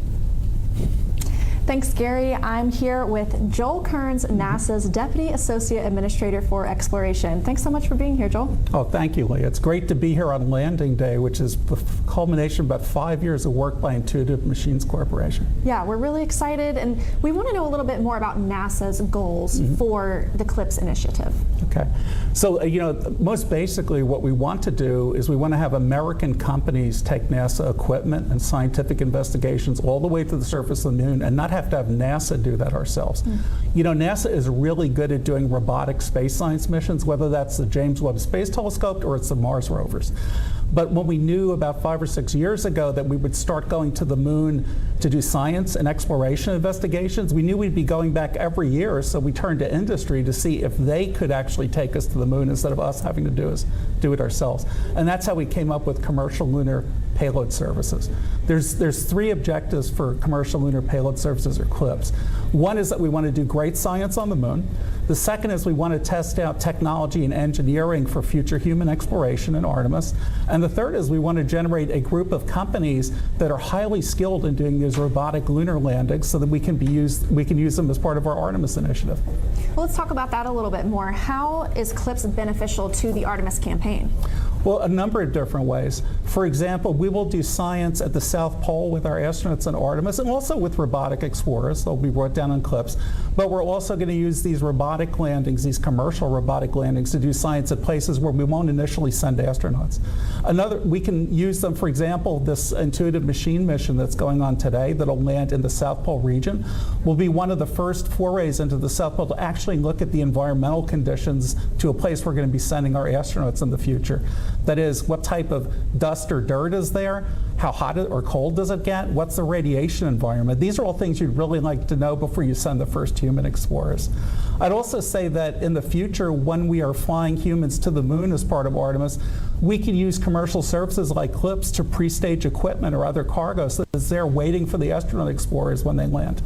And this is an entirely new approach that uses a privately developed lunar lander. What are some of the most important takeaways on risks but also benefits of a model like this? So when industry came to NASA about 6 years ago and said we could do this for you as a service, what they said was they thought it would be less expensive than if we did it ourselves, that they could do it faster than we could set up to do it, and that they could do it more frequently, that they could do more than one mission, every year or two. And so far we've seen is that looks like that's going to be true. What we're waiting to see, such as with the mission today, is can they actually do this incredibly difficult thing? Can they really land on the surface of the moon robotically? This is something which is extremely challenging and difficult to do. The moon has no air. You can't use parachutes or wings to slow down. You have to, in effect, ride a rocket engine all the way from orbital speed, thousands of miles per hour, all the way down to a very soft touchdown speed to land in this place, which is very rough, pretty rugged, in really unusual lighting and communication conditions. So this is not an easy thing we have asked these companies to do, but if they're successful, the upside for American exploration is just so great, we have to try it. Yeah, absolutely. Those are important distinctions. And thank you so much for joining us here today, Joel. With that, we're going to toss it back to Josh and Gary to preview the landing sequence. Thanks, Leah. We're following along with Nova-C's descent toward the lunar surface. The lander is continuing to decrease its altitude until the powered descent initiation, an 11-minute braking burn that sets Nova-C up for the final moments prior to touchdown. That time of ignition for PDI, or powered descent initiation, is 5:11 p.m. Central Time, 6:11 p.m. Eastern. The entire landing sequence is autonomous, meaning the lander is in control of every milestone required for a lunar landing opportunity, Gary. And completing a soft touchdown comes with challenges unique to, say, landing on the Earth or Mars, because there's no atmosphere. Gary, it's an entirely different playbook as we've seen this dynamic situation play out today. Let's take a look at the IM-1 mission's complete trajectory approach as of launch. The Intuitive Machines IM-1 mission is sending commercial and NASA payloads to the lunar South Pole region on an uncrewed robotic Nova-C class lunar lander called Odysseus. The lander is the tip of the iceberg. And what's below that is the full program that is on a miniature scale, very similar to what the Apollo program had. The IM-1 flight path mirrors the historical achievements of Apollo 2, starting with separation for the launch vehicle on a direct shot at the moon. That trajectory is basically like throwing a fastball that is going to hit the moon 6 or 7 days later, like an outfielder stretching out to grab it. The first 4 days are dedicated to flight controllers in Houston firing the lander's 3D printed liquid methane and liquid oxygen engine to make small course adjustments to hit its orbit target around the moon. This particular coordinate system is called the B-plane. You can think about the B-plane kind of like the backboard of a basketball goal. And you basically know when you shoot hoops that if you can get the basketball in the square on that backboard, it's going to go in. And the B-plane for astrodynamicists is very much the same thing. With the B-plane on target, Odysseus is prepped for a critical autonomous maneuver on the moon's far side. This critical burn maneuver is completed in the blind, with the moon blocking direct communications back to Nova Control in Houston. Once we get around the moon, we have on the day side of the moon, the sun heating us from one side and reflected infrared light off the bright moon warming us on the other. Then we plunge into night, and now we're cold on both sides. It's very tough. About an hour before landing, flight controllers command Descent Orbit Insertion, or DOI. This is a main engine firing to slow the spacecraft so its altitude drops from 100 kilometers to about 10 kilometers above the lunar surface. After DOI, Odysseus coasts for about an hour before starting its final approach. And then we reach a point called powered descent initiation. The guidance system on board makes the decision to activate the main engine at very close to full power. Cameras and lasers are feeding information to the lander's navigation algorithms, which provide guidance, navigation, and control. With a safe site identified, Odysseus enters a 3 meter per second descent, then down to 1 meter per second for the last 10 meters to the lunar surface. Now, the lander is using an inertial measurement unit, which is similar to a human inner ear that senses rotation and acceleration. Flight controllers expect about a 15-second delay before confirming the ultimate milestone, softly landing on the surface of the moon. And I can tell you just from doing our simulations, that's the longest 15 seconds you'll ever experience as you wait for the final light to turn green to indicate that you've landed on the moon.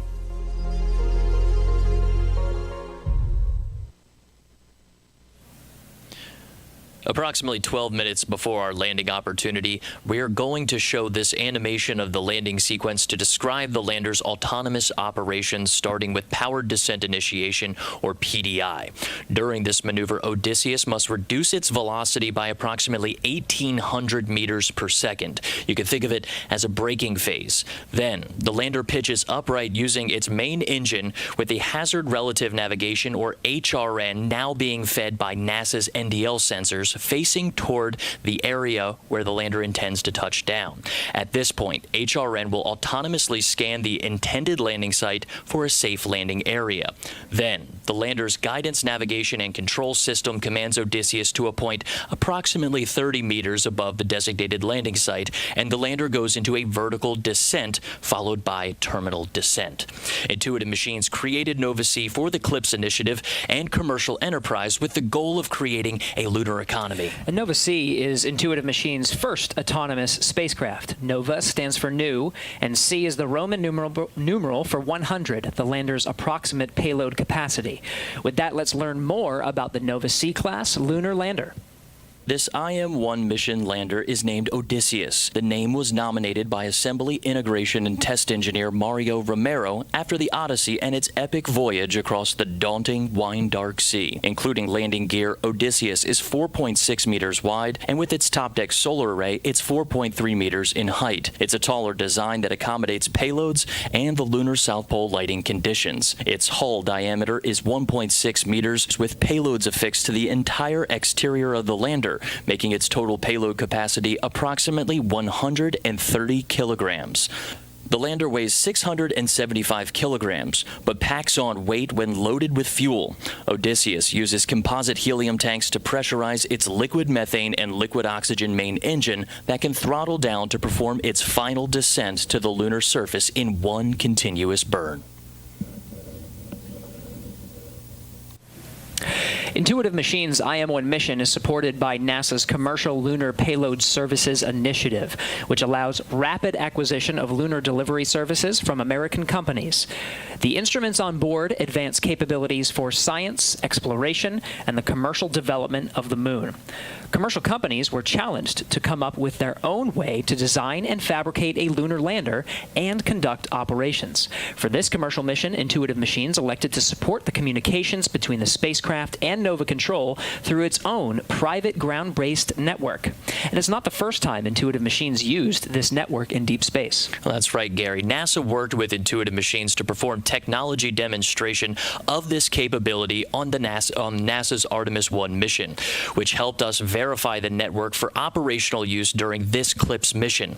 The Lunar Data Network, or LDN, uses ground-based networks to communicate into deep space, so we could lose signal while Nova C is on the far side of the moon. However, the trajectory of the lander's low lunar orbit does allow for near continuous line of sight with Earth and ground station coverage.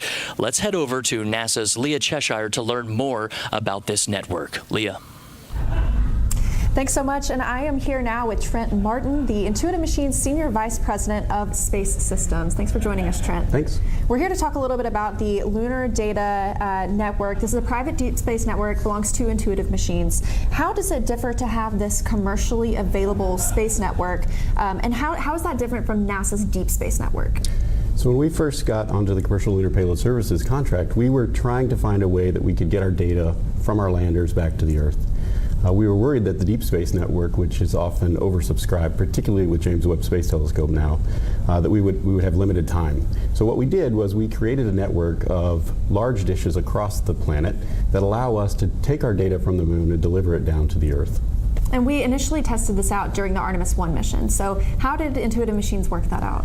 Yes, we worked a reimbursable Space Act agreement with NASA to allow us to test our network not only with Artemis at 430,000 kilometers, but also with the Lunar Reconnaissance Orbiter, as well as the GOES satellite. Okay, and what are the goals overall for Intuitive Machines? How do you want to expand this LDN coverage? So we believe that as the market expands at lunar distance, many people will need the capability to send data back, particularly if you're operating spacecraft on the backside of the moon. You need to be able to have a relay satellite. So we're going to put relay satellites in orbit to complement our ground-based systems, which are, again, large dishes all over the world. And by doing that, we'll be able to hopefully create a market for that data system from lunar space. Okay. Is there anything else that you want to share that has gone into the development of this network? It's really exciting. We've actually been using it this week once we launched Odysseus into space, and we're taking it to the moon. We've been using this network that we tested with NASA systems for the whole week, and it's been incredible to see it work and see it in action. We have a long ways to go with it. We need to add additional satellites to the system so that we can relay data back from the moon. But we think it is the future of humanity in lunar space. Thanks so much. It's really exciting to see this in action. And we are just minutes away from acquisition of signal to confirm deorbit insertion. So we're going to send it back over to Josh and Gary to follow along with the operations.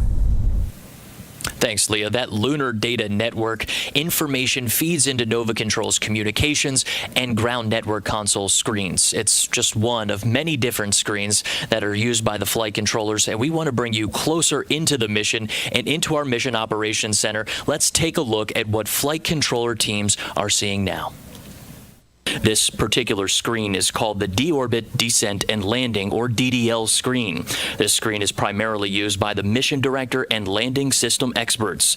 It's used primarily while Nova C orbits the moon and through landing. The top right images of the moon are called the lunar tactical view.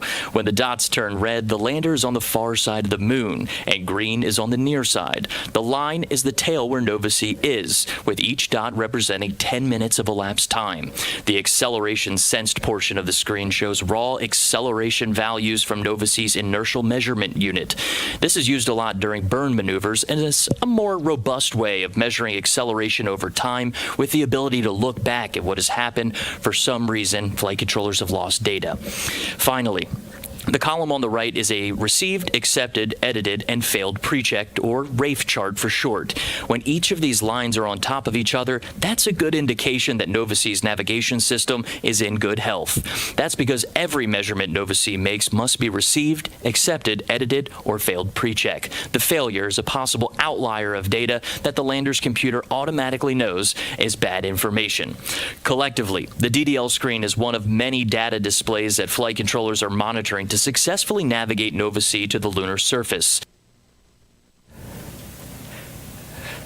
Data visualization is an essential component for flight controllers who need to process this data for real-time decision-making in Nova Control. Now again, we're following along with the flight control teams here in Nova Control prior to the next critical steps, including activation of the navigation Doppler LiDAR to provide guidance, navigation, and control for the landing phase. This is expected around 4:45 p.m. Central Time. The next critical milestone is powered descent initiation at 5:11 p.m. Central. This burn is the first in a sequence of maneuvers that starts about 12 minutes prior to landing, or about 50 minutes from now. Nova-C is, of course, landing on the moon as a delivery truck for the scientific instruments and technology demonstrations on board. There are 12 total payloads, 6 of which are NASA's. Let's review a few of those payloads as we continue to descend towards the lunar surface. First is radio observations of the lunar surface photoelectron sheath, or ROLSes. ROLSes will employ 4 antennas and a low-frequency radio receiver system to determine the density and scale height of the moon's photoelectron sheath, a very thin layer of electrons above the surface of the moon, and will also detect solar radio bursts, radio emissions from Jupiter, dust impacting the surface of the moon, and how radio noisy Earth is. An exciting radio telescope is going to be placed on the moon. It is called ROLSes.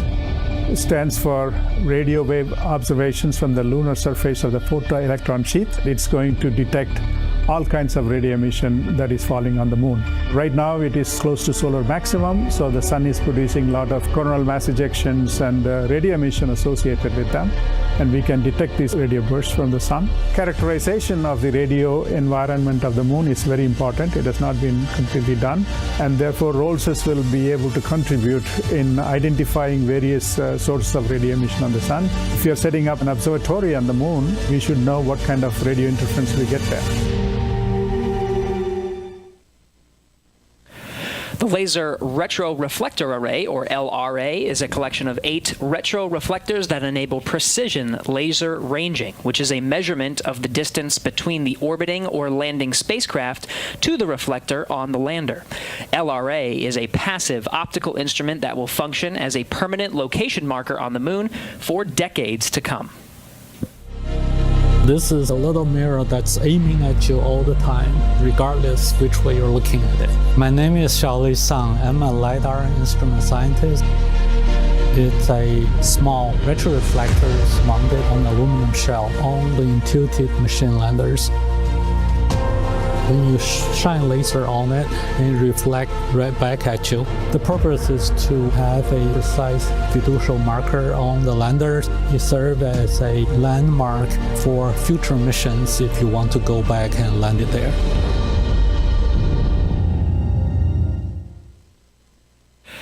Stereo cameras for lunar plume surface studies, or SCALPs, will use a suite of 4 cameras to capture stereo and still image data of the dust plume created by the lander's engine from when it begins its descent to the lunar surface all the way down through engine shutoff.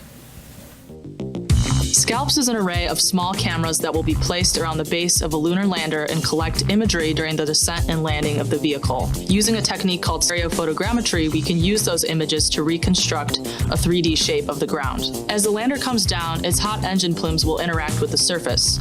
Our cameras will begin acquiring images from before this interaction begins until after the vehicle has landed on the surface. The SCALPs cameras will specifically be looking at the overall crater formation and erosion of the ground due to the rocket plumes. The final stereo images, which will be stored on a small onboard data storage unit, will be transferred to the lander and then downlinked to Earth, where we can use them to reconstruct the overall erosion volume and shape of the ground. With the Artemis program, we plan to establish a sustained lunar exploration and try to land multiple payloads in close proximity to one another. SCALP's data will be a critical part of understanding these phenomena and improving our computational models to inform these future landings.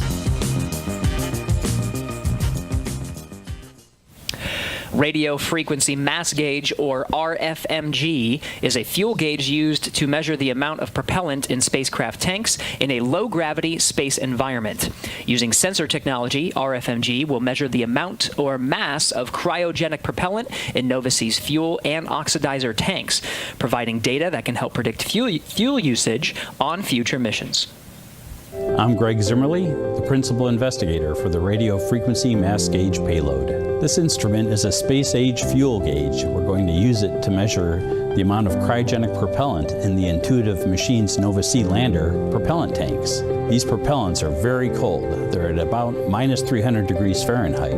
Now we're integrating the instrument onto an actual lunar lander. Future lunar missions, like those in the Artemis program, will likely also use cryogenic propellants and have to store those propellants in space for long periods of time. So having an instrument like this that can measure the propellant in the tanks in low gravity will help future lunar missions know how much fuel is in the tank at all times.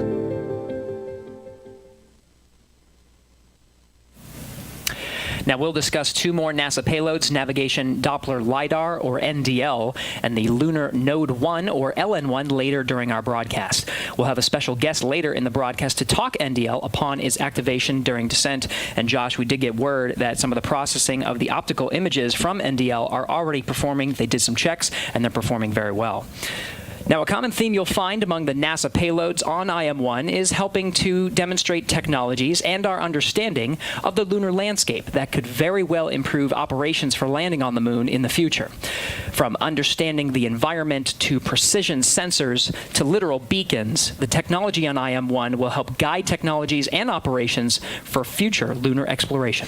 And Gary, with CLIPS as a springboard of innovation, Intuitive Machines designed and developed its complete lunar program to help support CLIPS and carry out the essential part of that directive, which included calling for the commercial development of the moon. Back in 2018, the U.S. government declared the moon of strategic interest. At that time, few companies and institutions were working on payloads designed for the moon because no one had been to the lunar surface in over 50 years. Gary, in the time it takes to get an undergraduate degree, 6 commercial entities created payloads for the IM-1 mission. We'll view all of them as pioneers helping shape this brand new lunar economy. And Josh, a true lunar economy should not have just NASA as a sole customer. NASA's CLIPS initiative encourages a model where NASA is just one of many customers. And this is an important element to ensure that this model of transporting incredible science and technology instruments to the lunar surface is a sustainable and robust one. Well, it's important, and Gary, it's also promising in this situation. The commercial interest for delivering science and technology demonstrations continues to grow. As of our third planned mission, we're seeing more and more non-CLIPS payloads from both domestic and international companies and institutions, which are driving us towards a future, maybe completely commercial mission to the moon, possibly as soon as our 4th mission. Well, even on IM-1, there is a variety of unique commercial payloads. It's a good snapshot of out-of-the-box ways to think about what the moon can offer. Well, that's part of the challenge. Beyond just creating the capability to land on the moon safely, we had to look toward a new emerging ideas and find innovative ways that may add value on Earth and spaceflight. Let's learn a little bit more about those payloads and the lunar lander attempting to make history. The Nova-C was our version of a liquid oxygen, liquid methane lander, and we went about imagining that into existence. Intuitive Machines' Nova-C class 3D printed engine took its first breath of liquid methane and liquid oxygen in 2018 on an airstrip at Ellington Airport in Houston, Texas. We didn't have enough money for a facility with blast walls and water suppression or water deluge, so we had to test outside in the environment of Houston, where the temperature is about 100 degrees and the humidity is like the same, and we have an 18-hour day rolling out to the runway. It was brutal. but we did it to get the critical test engine data we needed to build our own engine. Designed, manufactured, and controlled in space by Intuitive Machines, Nova-C's structure is primarily carbon composite. We needed to build the lightest weight structure we could. That meant honeycomb aluminum core with composite face sheets, composite struts, and most importantly, linerless composite propellant tank. Man, what a challenge that was. Between the engine, carbon composites, software, and electronics required to build a Nova-C lunar lander, it took an incredible amount of touch labor to get to the launch pad. We worked very closely with San Jacinto Community College to create a certification course for technicians, where they would take these certifications. We then, in Intuitive Machines, would give them an internship and test them out in the workplace. And anyone that showed the aptitude to be a really good technician, we hired on the spot. Nearly all of the lunar lander's payloads are mounted to its exterior, including 6 NASA-provided payloads that will help lay the foundation for Artemis missions. Embry-Riddle Aeronautical University's EagleCam, designed to deploy off Nova-C right before landing to take third-person perspective images. The International Lunar Observatory Association's camera system, mounted at exact angles that could capture images of the Milky Way from the lunar surface. A data center technology demonstration by Lone Star Data Holdings and Omni Heat Infinity, Columbia Sportswear's thermal reflective insulation used in many of their outdoor products, will help protect Nova-C from extreme temperatures in space. They've got brilliant ideas, and if we can help facilitate those startups to help build this economy, I think that raises all boats, and it's as serving as the transportation leg to the moon, we're happy to accommodate those kinds of companies. Now, the lander and our payload customers require command and control in space. Intuitive Machines' Mission Operations Center provides both of those elements. It's called Nova Control, Nova being the name of our lunar lander class, and Control being the nerve center of our entire lunar program. Its unique circular design fosters a collaborative environment where flight controllers and customers may make agile decisions. Let's take a live look. Yeah, and inside that flight control room, Josh, it's important to note that these are not the only teams that have been in this room over the past 7 days. This is staffed 24/7 inside in Nova Control here. There's red, white, and blue teams that support this mission. Gary, the mission required 24/7 operations. We're somewhere in between the 7th and 8th day. This has been 3 teams, red, white, and blue, working 8-hour shifts, which really turned into just about everybody working 12-hour shifts each. In addition, there's another team, the gold team, that's running problems and solving solutions that are coming up in the future. And at this moment, we talked about this being a dynamic situation, using 2 of NDL's lasers to feed into our HRN and TRN cameras to provide a landing solution. Every asset available out of all of these teams is on hand right now to solve these intractable problems and take the best shot at the moon we possibly can. It really took a team to solve some of these. As you mentioned, a dynamic situation. Now, you talked about the design of this room, fostering that collaboration. It's a little different from what I'm used to over at the International Space Station Flight Control Room, where you have consoles that are facing towards large screens. What exactly is the logic behind this particular design? Really, we wanted to get everybody together into where we're a small company. There's not a lot of us. Agility is our strong suit in this situation, and this room really suited us. It's a situation where we can put our payload customers inside the center, or let's say we need to bring in operators who have knowledge of the things that need to happen in the future that we haven't quite touched on as a team, but you can insert those folks into the center of this room, make quick decisions, respond to problems, and that's really the way that we see tackling some of the hardest challenges in the world. And certainly right now for us, this is one of the hardest challenges on the moon, most certainly. Which we are saying absolutely, and it takes everybody in this room, and everyone has their respective roles, just like we see with any spacecraft. Each of these individuals provides insights into a specific spacecraft subsystem. And the captain of this whole thing is usually the mission director. In this case, this is Blue Team. That is Dr. Tim Crane. He's our co-founder and chief technology officer, serving as mission director later today. Now, flight control operators continue to monitor Nova-C's performance. Operationally, we're still counting down to PDI ignition at 5:11 p.m. Central Time and landing at Malapert A at 5:24 p.m. near the south pole of the moon. For more on Malapert A, let's head over to Leah Cheshire. Leah? Thanks so much, and I am now here with Ben Bussey, Intuitive Machines Chief Scientist, to talk about Malapert A. Thank you so much for joining us, Ben. It's great to be here. Now tell me a little bit about this landing site. Why was it chosen? What sets it apart?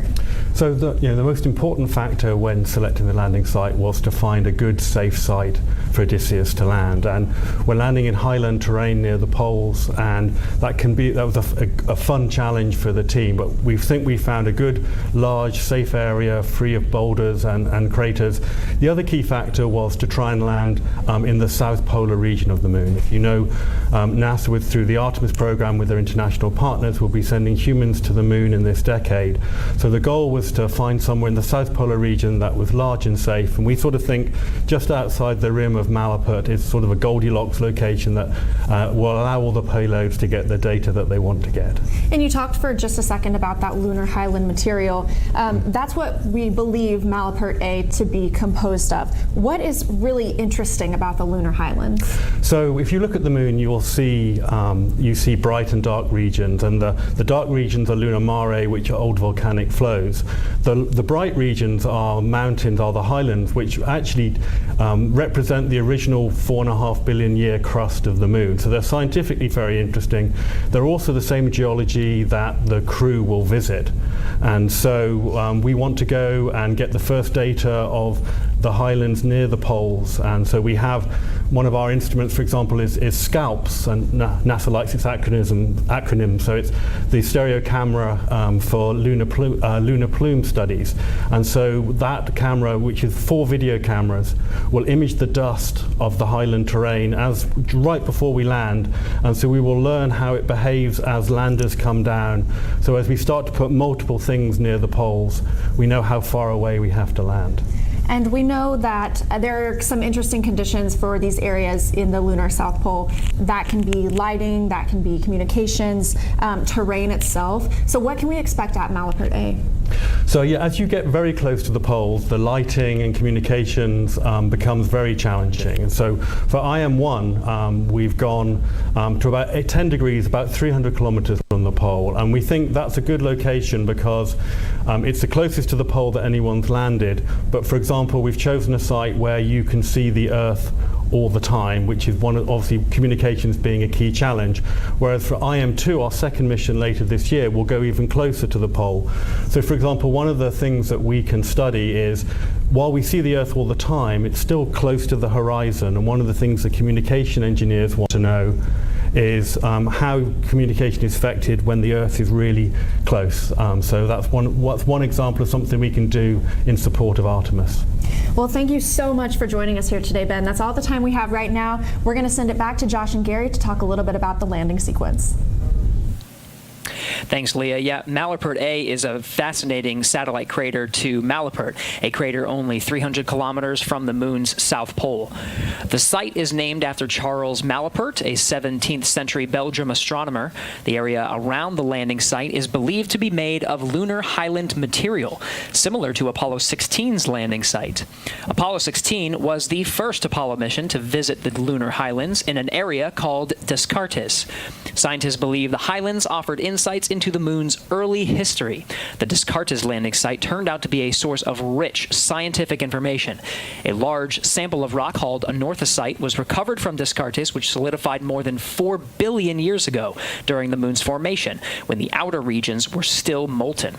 The IM-1 mission is carrying NASA payloads that may help better characterize this important scientific landing site for future Artemis missions. And Gary, we were originally targeting from NASA Oceanus Procellarum. It was a lunar mare in the region of the near side of the moon. The decision to move from the original landing site in Oceanus Procellarum was based on the need to learn more about terrain communications near the lunar South Pole, which is expected to be made up of some of the best locations for sustained human presence presence on the moon. Landing near Malapert A also will help mission planners understand how to communicate and send data back to Earth from a location that is low on the lunar horizon.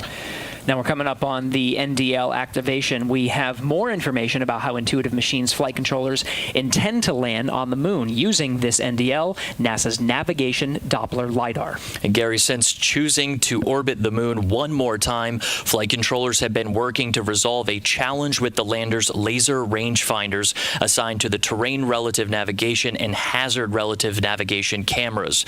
Those provide landing solutions to Odysseus. The lasers are intended to determine altitude and horizontal velocity, but the ones on the lander right now are not working. These are essential measurements required to land on the moon. And while Nova-C's laser rangefinders are not operable, NASA's Navigation Doppler LiDAR sensors are.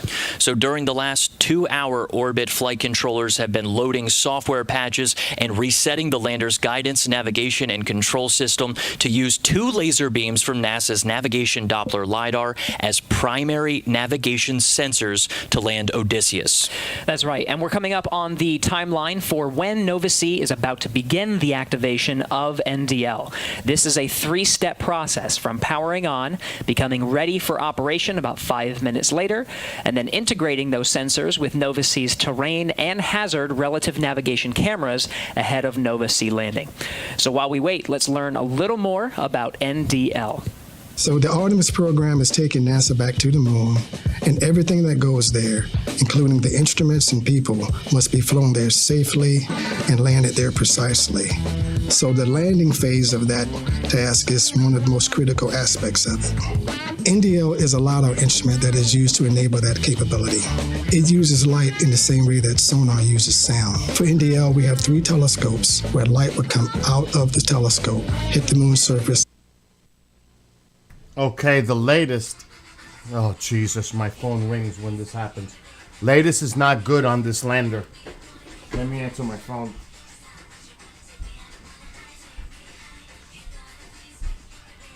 What's up, Chris?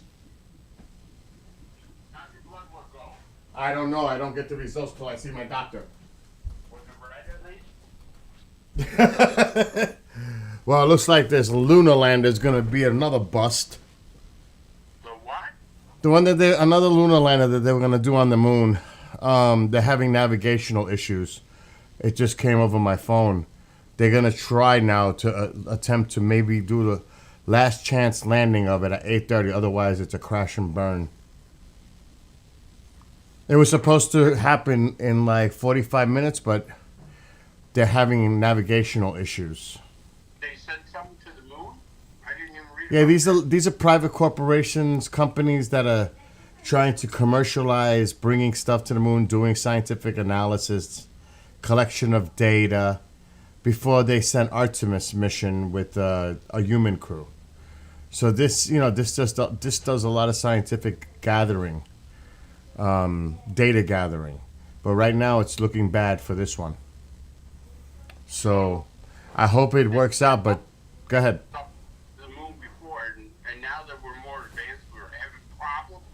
Yeah, but these are more like robotic drone type deals. You know what I mean? They're just trying to gather, like I said, scientific data, measurements on the moon before we send humans. That was successful, right? Yeah, but again, they're looking for the cheaper alternative instead of NASA doing it themselves. They're looking for these companies, these smaller companies, to be doing this type of work. Because NASA doesn't have to put the money to it. They don't have to do it themselves. They're trying to lease it out to other smaller companies. You know what I mean? Yeah, what are they going to do? Hire Walmart? No, but this one is. It just came over my phone. They're having. I don't know if they said it on the stream, but it ain't happening in 35 minutes. I could tell you that. What's seen on the screen. They're not. I don't know if they discussed the latest news, but the next attempt now is going to be at 8:30. They're having navigational issues. So, and if they can't get in at 8:30, it's a crash and burn. It's the last attempt. So, problems. with this one, like they had with the last one. But it is what it is, you know. These are the things that they got to work out. The testing. Let me stop because I'm live streaming this. Man, let me mute.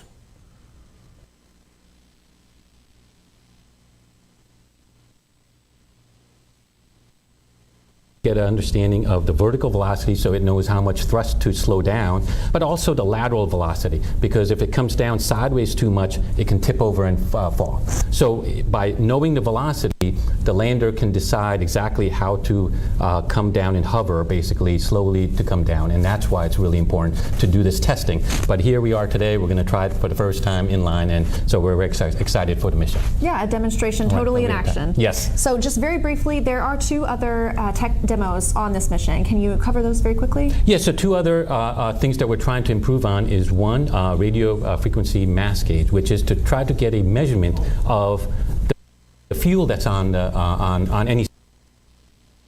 I don't know if they're not talking about it. I don't guess these are pre-recorded segments, but let me see if I can find it. Navigational issues, lunar lander. It's breaking now. I don't understand.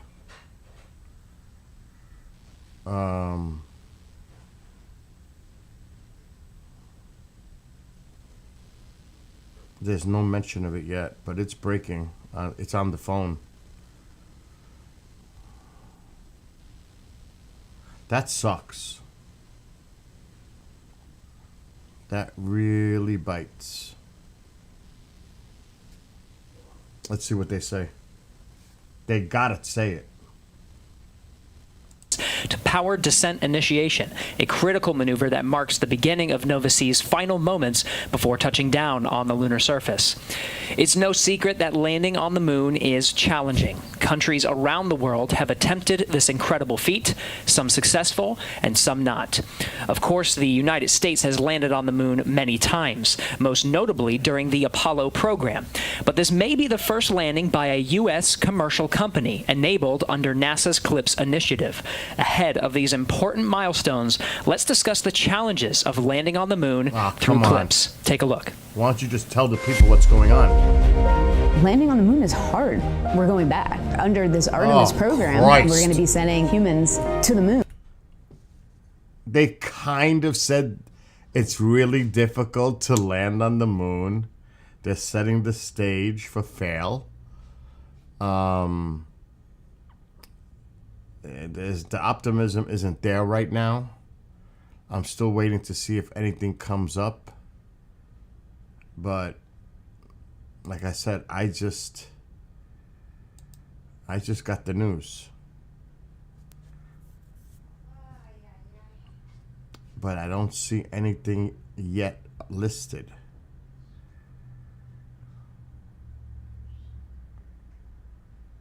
Yet. But it did come out that they're having navigational issues,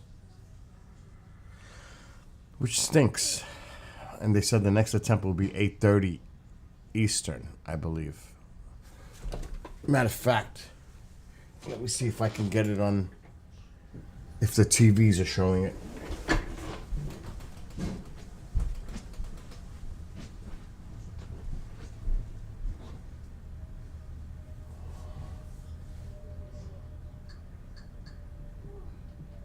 Ma, what happened?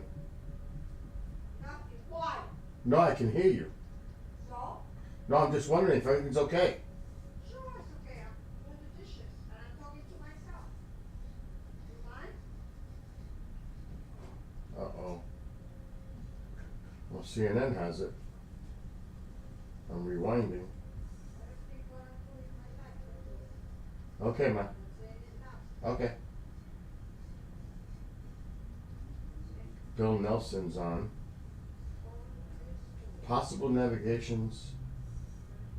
Which is scheduled to try and land on the moon in just minutes, is experiencing some possible issues. This is the United States' first attempt at a moon landing in more than 50 years, and joining us now to discuss none other than former Florida Senator and current NASA Administrator Bill Nelson. Administrator Nelson, thanks so much for joining us. So what can you tell us about what's going on? Well, it's white knuckle time. Their ability to land is not with a radar, but with light pulses called LIDAR. And it is on the blink. Oh, it's not working. It's not working. Oh, shit. But they are trying to do, since there are 6 NASA instruments, experiments on board. One of those experiments is a LIDAR. And they're trying to patch the NASA LIDAR to the spacecraft and its control system. And so this is really one of those white knuckle times right at the last minute. If they cannot patch it, then it crashes? They would keep working the problem. They would not, at 6:10, they're to do a controlled descent. They would wave that descent off for one more try at about 8:30 this evening. But that would be the last chance that they would have to land. Wow. Have you ever seen anything like this before? Well, everything that we do is right on the edge. One of the greatest success stories ever was Apollo 13. Fuck. It's not looking good. It's not looking good. So they're trying to patch. They're trying to patch the experiment.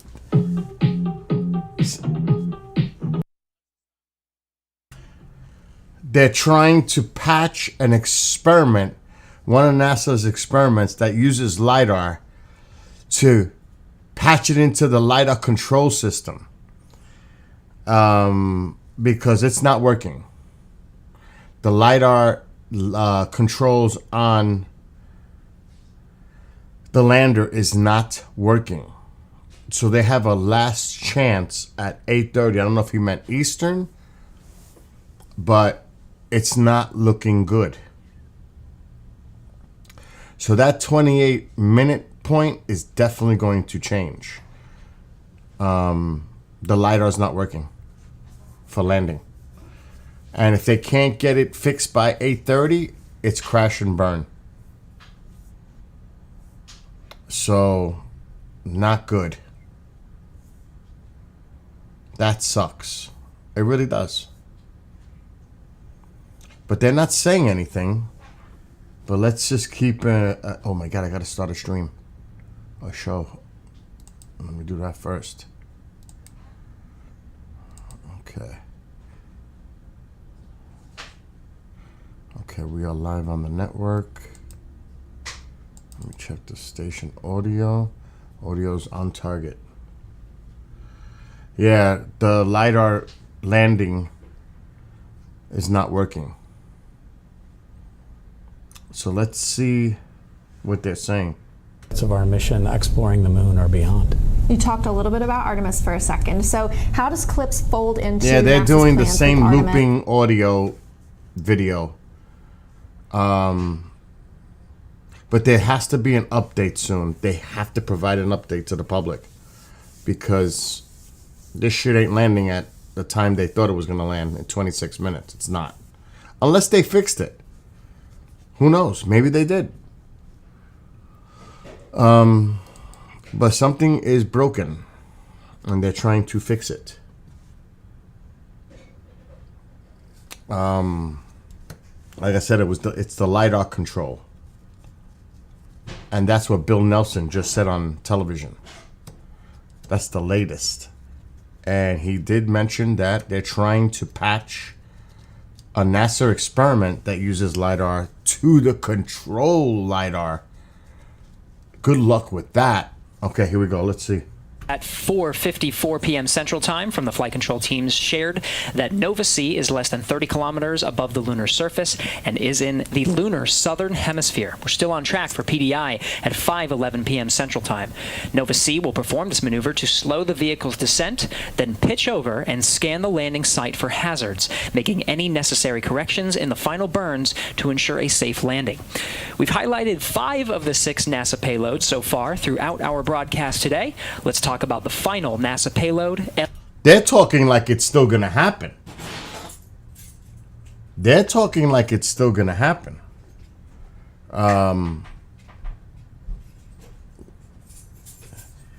I don't know. Somebody's not saying what's going on. Or somebody made a mistake saying what they said. Maybe Bill Nelson on television just now was wrong. But I don't know. Something is amiss. And I'm going to keep looking.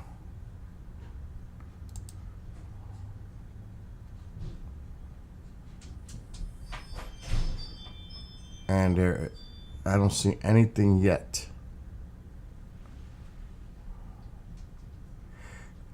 I mean, does this company have an X? Let me go to Twitter. Let's see if NASA's saying anything.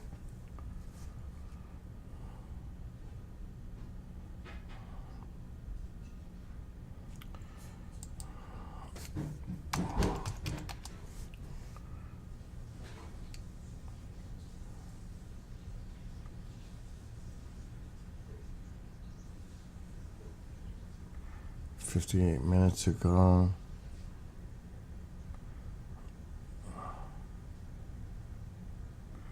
There's nothing new on the NASA site. Let's check Intuitive.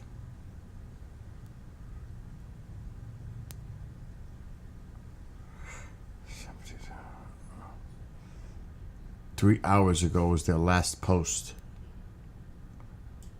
So there's nothing.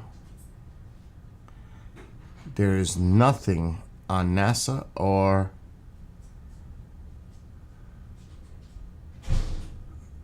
Intuitive.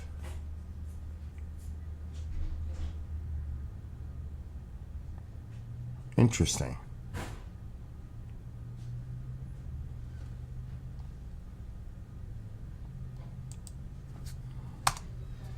And I am searching. And I won't be able to cover it if it's delayed because I got to work.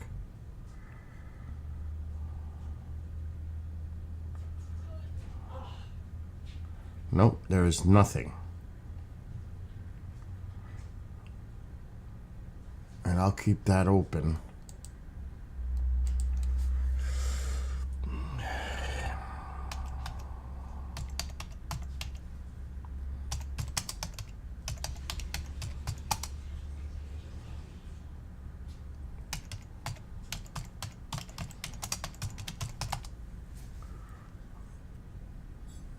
I don't see anything yet. Nothing. Oh my God. What's up, Chris? Hey, didn't you say Darcy Ware was coming to Pine Bush? Yes. Well, how's he going to do a contact in the desert? He's going to fly out the next day. Okay, because I just saw him on the website. Yeah. He's doing Pine Bush Saturday. He's flying out in the morning Sunday to go to do it at night at Contact. All right, because I happened to been watching what Katie Page is doing, and when I saw Katie Page in Contact at the desert, when you know it, Darcy Ware's photo is right next to him. Yeah, no, he'll be there, but he'll be here too. All right, just make sure that you were aware of it. That's all. Yeah, all right. I'll see you later. Take care. Bye.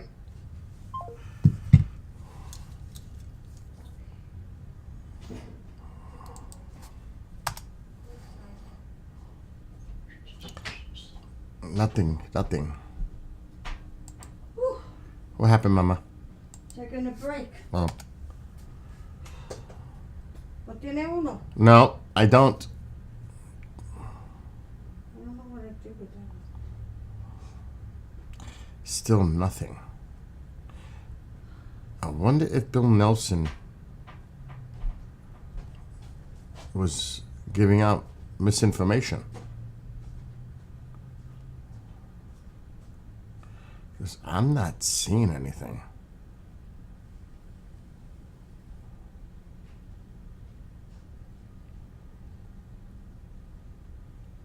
Somebody's not got this right. Yeah, Bob, that might be scrubbed.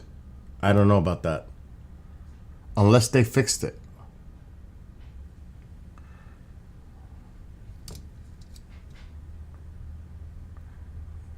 That's why I'm waiting for them to give updates. So it's fun. They're just doing the same video looping.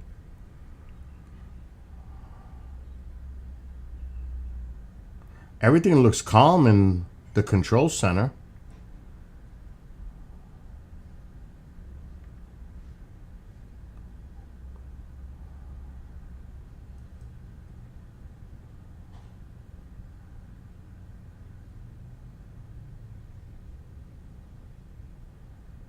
You can't just like do a reading based on expressions, because of course, even if it's still on schedule, they're gonna look like that anyway, because this is crunch time. So you really can't gauge based on their expressions. So maybe they did solve it.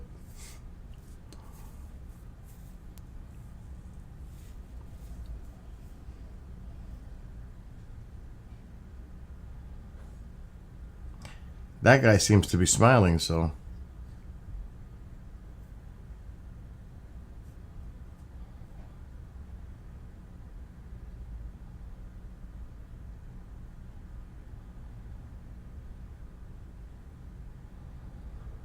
Like I said, I'm not going to put the audio because they're putting the audio from that video in the corner, that one.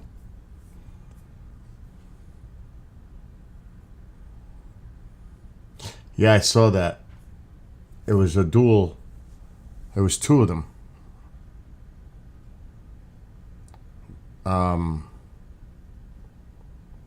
This one is the one you're talking about. This. The most powerful solar flare of the current solar cycle occurred moments ago. It peaked at X 6.37 magnitude. X flares are the biggest. So yeah.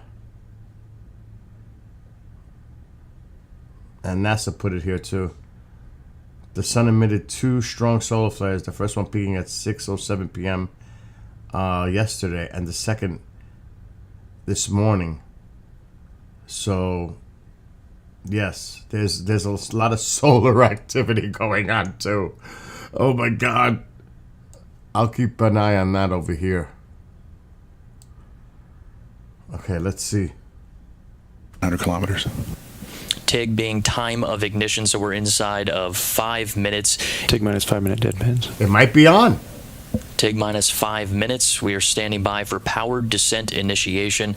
Gary, this is a critical 11-minute burn to slow the lateral velocity such that Nova C can pitch over for further operations. And while we were in that interview, we did hear that the main engine gimbal checkout was completed. So now we're focused on the operations with Nova Control. For folks at home, we are listening in to the live channel there. That's right. A lot's happening in Nova Control. We're going to be hearing these status calls periodically as we follow the flight control teams that are monitoring Nova C's descent towards the lunar surface.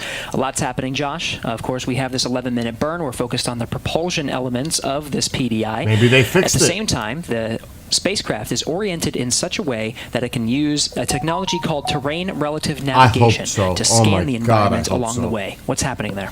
Right, so we know that we needed terrain relative navigation then when we were descending and coming down to the lunar surface.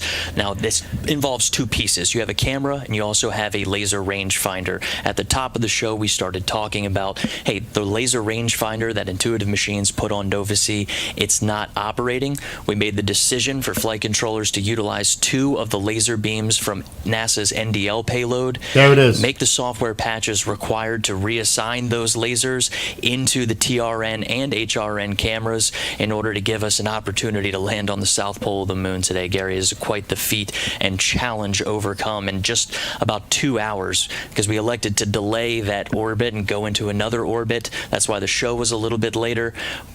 It appears to be paying out. The last call-outs that we heard, Gary, we're talking about beginning processing optical images, and that was nominal. The last time we heard that was just about 20 minutes ago. The status checkouts of these critical 4 minutes systems ago, they got the latest are update. essential to understanding the performance. The folks you see now on your view, this is Nova Control. They're monitoring every So step. they were able to and make all the patch, data it coming sounds like. from Nova C. So there ahead was an of issue. PDI, which is scheduled just a little bit after 5:11 p.m. Central Time. Exactly what are these folks looking at, Josh? Well, right now everyone's looking at their assigned screens, and all of them are tailor-made. Generally, there's a few who are looking at the same type It's of crazy. screen, but they're tailor-made for their task. You have Spark looking at electronics, things like how hot are the electronics. Payloads are monitoring different parts and pieces. In 5 degrees to burn attitude. 5 degrees left until burn attitude. The vehicle's still getting ready for this PDI ignition, which we expect here in just about 2 minutes, Gary. Thank 2 God minutes.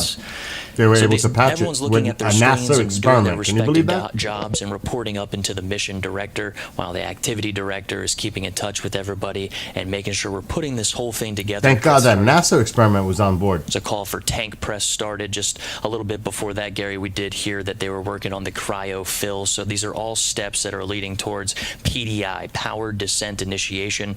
We expect that to take about 11 minutes, where we're slowing Nova C's velocity approximately 1,800 meters per second, and that's required to get this lunar landing. But see, when this happens, they learn from it. You know, they learn from the mistakes in the designs. They learn from it. So it's actually good. We begin that propulsive maneuver. Again, power descent initiation is about a 10 or 11-minute burn that will slow the spacecraft's descent. A lot's going to happen after that 10 minutes, Josh. This is a single continuous burn. After that, we're going to see a lot of events in rapid succession: pitch over, vertical, and terminal descent. And we just heard another call out from the prop console saying that feed line prep is complete. What that means is Nova C's propulsion system, that mixture of liquid methane and liquid oxygen, that feed line is prepped, getting ready to go into an injector to blend those two propellants, and the propellant and the oxidizer, and have ignition of PDI. We're tracking that in just under a minute, Gary. Wow. Converging on burn attitude. Lander is getting into the correct attitude required. Line prep complete, both sides. Another call for feed line prep complete for liquid methane and liquid oxygen in preparation for this PDI burn.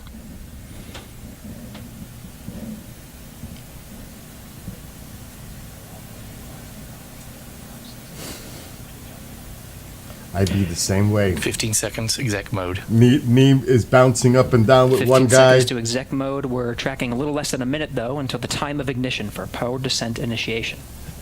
A lot of nerves going on in there. Ignition. Throttling up. Main stage. Not now! There we heard main stage ignition. That's coming from our prop console, Rob Good Moorhill. GNC call on good control. Thrust to weight 1.5. These are great call outs in between our prop console and our flight manager, Scott Tamblin, calling it as the data is feeding into the lander, which means we are continuing to have good communications. The lander is sending that back to flight controllers in Nova Control. Gary, something we prepared for, we planned on, is that loss of communications. And that's why we have this. I see good thrust control. It's a good thrust control call from prop, but that's why we have this autonomous lunar lander. You know, we program, we know that, hey, we want to light PDI in this moment. These are the steps you need to get there. But from here in, this is an autonomous lunar lander, and flight controllers are monitoring communications and tracking the progress right along with the public right now with us. Nova C has the helm. It is in control and is making the decisions necessary to ensure a soft landing. We heard call-outs about thrust, full thrust right now. There is the ability to throttle that thrust, and we'll see that throughout the descent as the fuel tanks continue to unload and we expel that propellant. And we did have a few questions come in about how much gas are we giving this to slow down the vehicle. And we want to remind folks that this PDI burn goes Commanded thrust 90%. Goes in just about 90%, right on time. So it goes in at 90% in order to, if the lander makes a decision and says, I need to slow down more and make a decision to make a safe landing, it's able to add a little bit more oomph and make that decision a reality rather than just a possibility. Fido, I'm showing 500 kilometers to target, but my display's a little bit stale. That's the mission director, Tim Crane, calling about 500 kilometers, but stating that his information might be just a bit stale. 1,000 psi in the helium tank. It's part of the reason we're showing this animation, Josh. Of course, this is not telemetry driven. We're just showing you exactly what's happening. As we hear the calls, this information is relayed through the audio loops. Not enough bandwidth to do a live stream of this, so we're relying on the data that's being fed from Nova C to Nova Control. Yeah, that data is going into the flight controllers, and what you're seeing on your screen right now is just to give you an idea of the vehicle's attitude. You heard them talking about moving to a burn attitude. This is what we expect Nova C is doing right now. It is a simulation in the large screen just to give you an idea of what's happening over these critical approximate 10, 11 minutes of PDI, powered descent initiation, trying to slow Nova C down, bring that acceleration down to about 1,800 meters per second.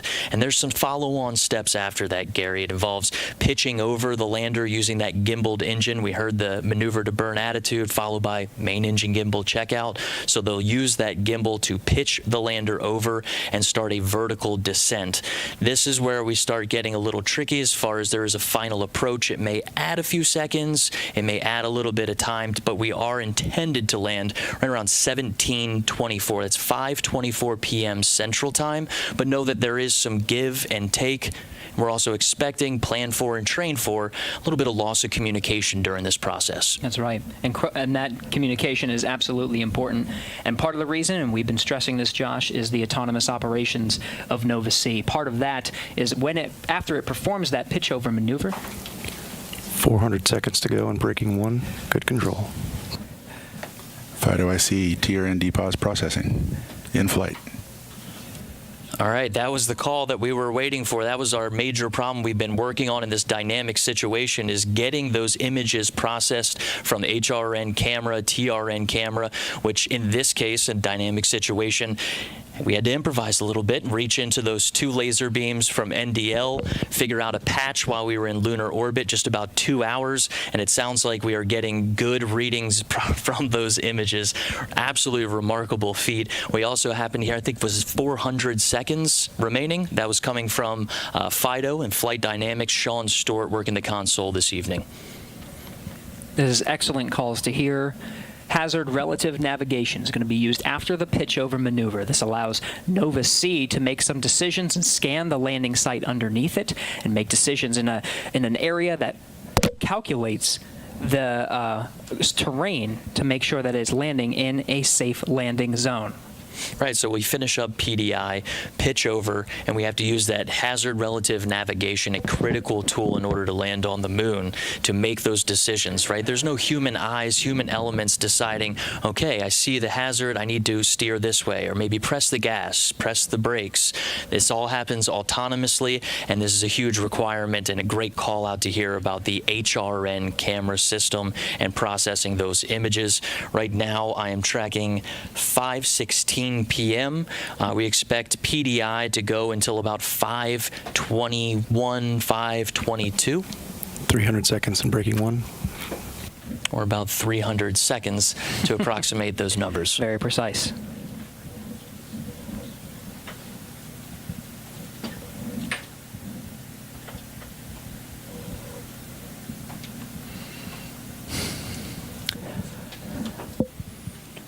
Josh, after those final series... Thrust to weight is 1.7.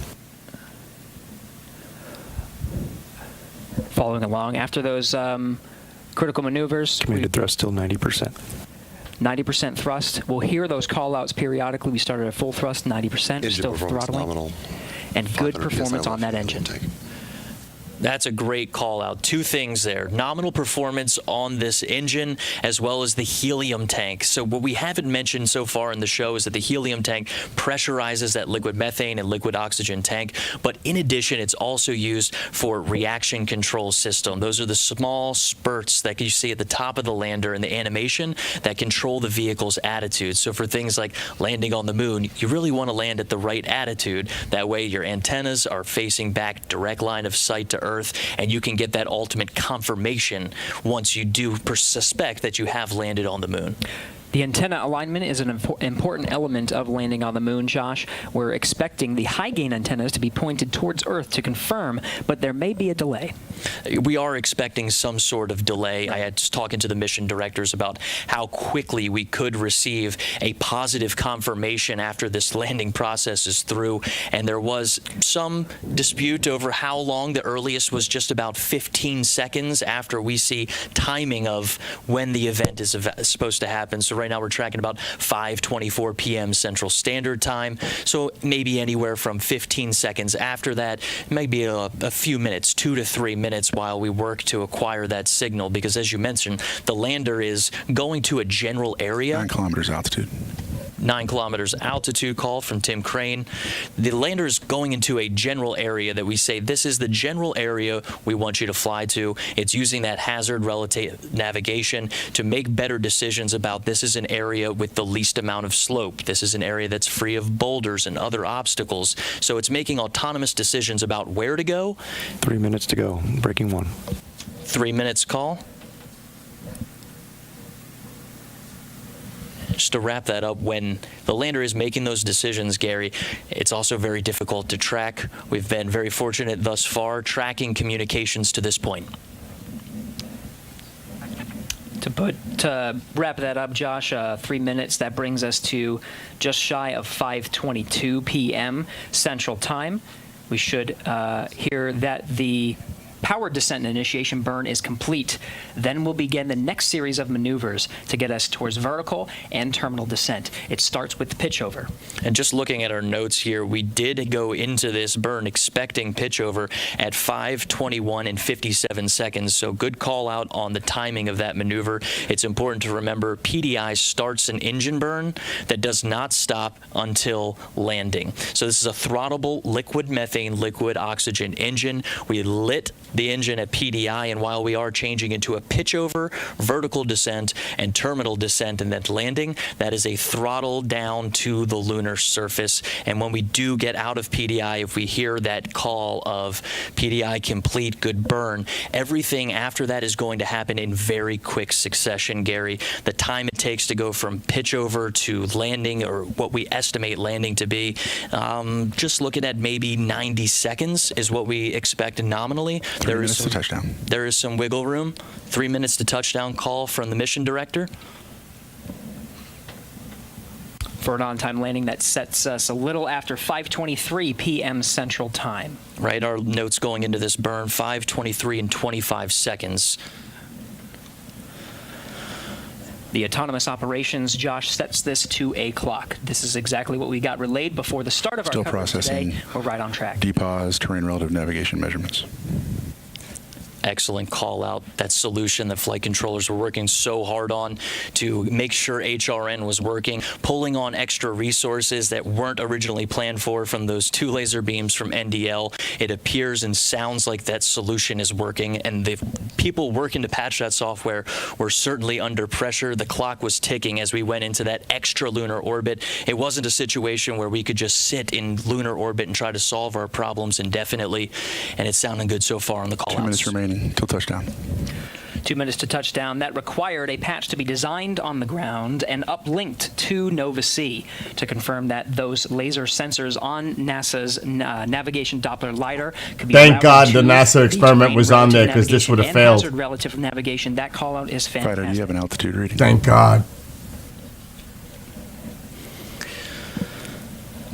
But thank God they were able to patch it,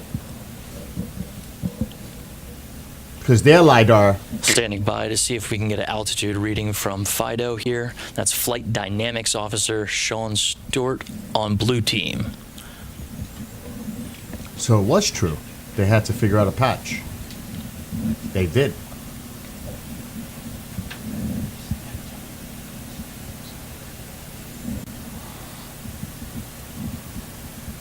You'll probably see pictures. Confirm that looked like a pitch over gimbal. They come back. Sounds like we have some data that confirms pitch over. This starts the HDA process. That's hazard detection avoidance. Throughout this show, you've heard Gary and I talking about the problem that was attempted to be solved in lunar orbit, making the decision to not only postpone this show. NDL indicates altitude of 1,000 meters. Wow. It's coming down. 1,000 meters call out from NDL. That is coming from flight management. This is a system right now. NDL was not intended to be the primary landing system on this. Instead, we're using 2 laser beams from NDL and feeding that into that hazard detection and avoidance system that you see on your screen. Amazing right now, that they were able to with do the that. lander making autonomous decisions about where it wants to land. That is generally It was going to burn up anyway if they didn't do it. To touchdown. less than 1 minute remaining for touchdown. It was no choice. And again, that's the time of touchdown. It may take some time to actually confirm the status of the lander. And in this process, we do have a deployment of Eagle Cam attempting to take the third-person images of Nova C going down to the lunar surface. We are inside of 1 minute, Gary. Oh my God, please land. That's cool, the simulation, even though. 30 meters. Yes, we're well into blowdown. Holy shit.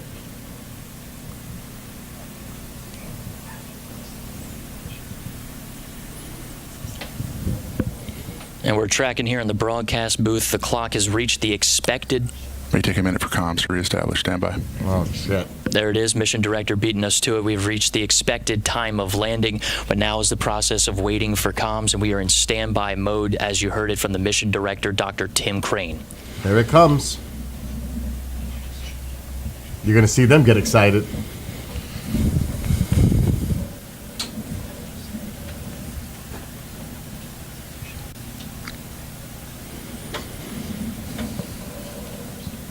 So NASA saved the day, literally.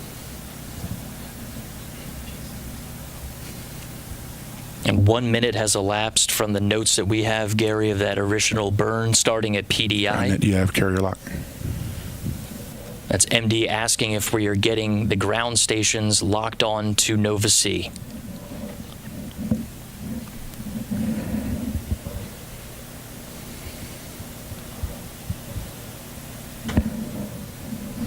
That carrier lock call, Gary, we expect that to come from GroundNet or COM. That conversation possibly not happening on our public channel that we have access to.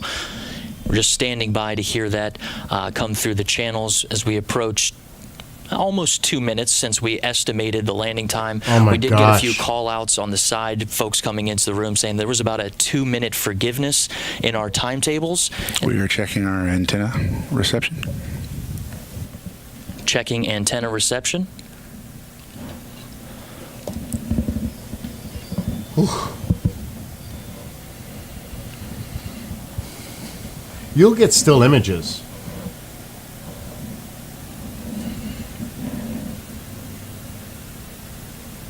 How long it takes for us to get those images. Right now, we got to see if this thing landed. Confirmation. And we're standing by, Gary. We're standing by just as we approach 5:26 p.m. Central Standard Time. Given those mission directors' notes of the flexibility between what we were tracking, what we were given was just about 5:24. All stations, this is MD. Please look back through your logs and confirm the last information you had, and we'll determine this is a comm outage. And that's the mission director, Gary. These are our notes here of what we believed. We talked about the comm outages with the lander making autonomous decisions. This is the process of going through the last bit of data that came into Nova Control and working to verify, okay, this is the last bit of data. Where was the lander possibly going? How do we look for it and establish those communications? Nova C uses 4 antennas placed at the top of the lander that are designed to capture these communications, but we did expect this. We talked about it, that this is a communications challenge in it of itself, and right now we're standing by to hear that communications call out. We're just a little more than 3 minutes from the time of when the clock reads 0 for Nova-C landing on the moon.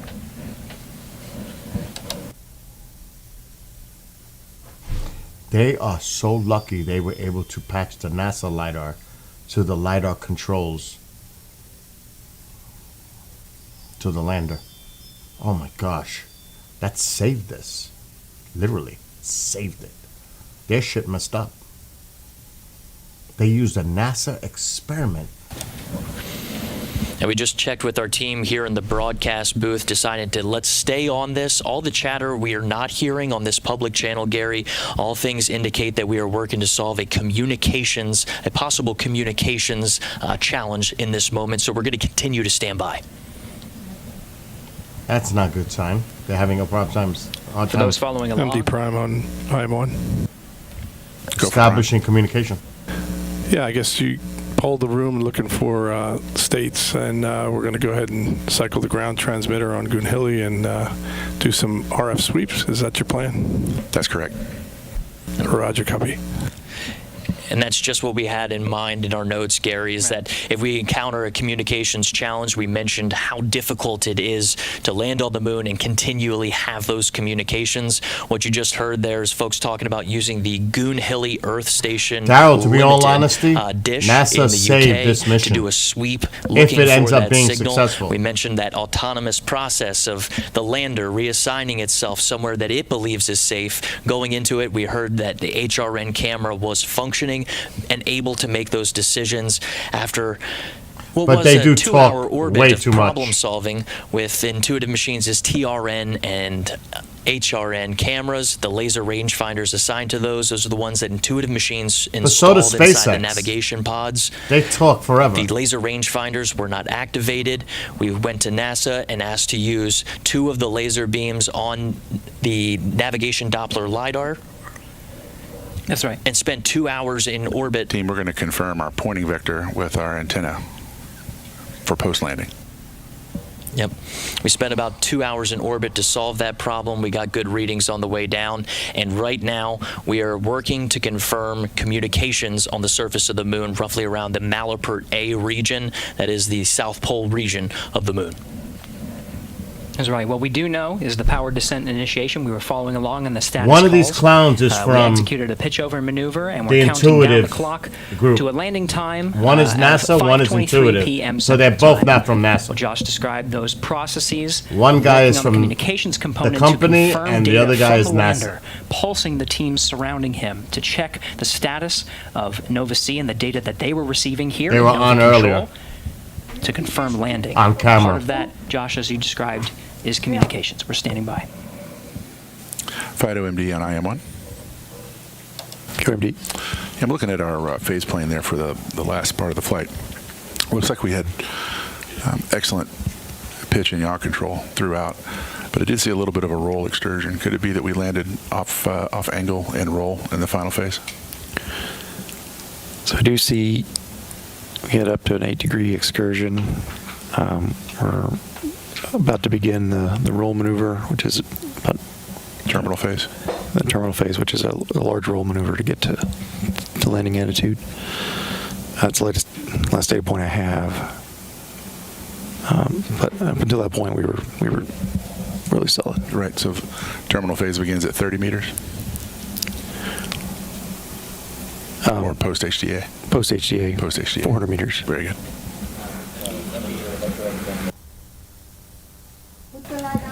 And that's a great conversation confirming. That's good ground network. Good for box scan. Make that go.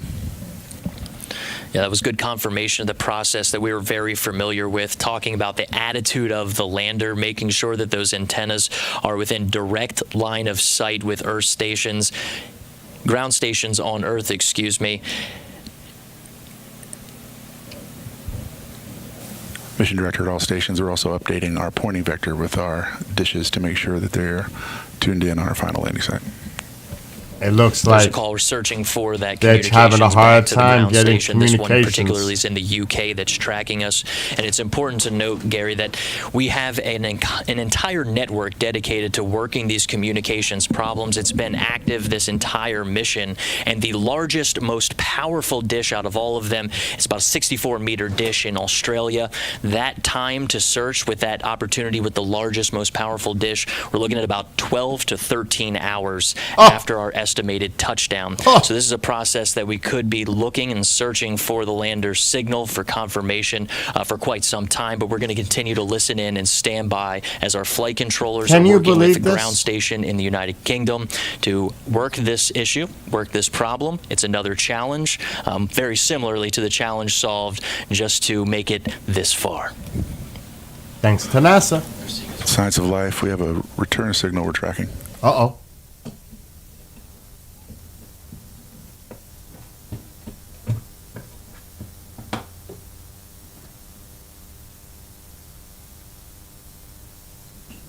That's a good sign. Return signal. That's a good sign.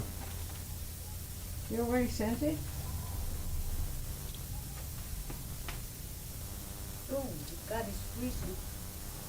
No, I can't even find the pinky.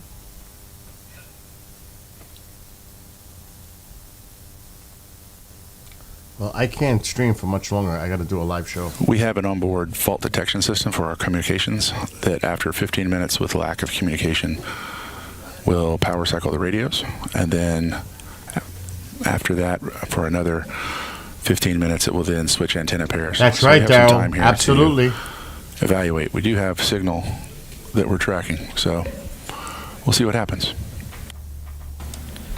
There's a great call out about the autonomous systems installed on our Nova C-class lunar lander named Odysseus. The process he's mentioning, Gary, is very similar to the one that we were preparing ourselves for at AOS, to where the lander has systems in place to recycle its antennas, to switch antenna pairs, and that was very similar to what we thought we were going to need to do after acquisition of signal. When we separated from the second stage of the launch vehicle, if we made it to a certain point, the lander was autonomously programmed to start taking matters into its own hands, and that was the information that our mission director, Dr. We're not dead yet. We're also not dead yet.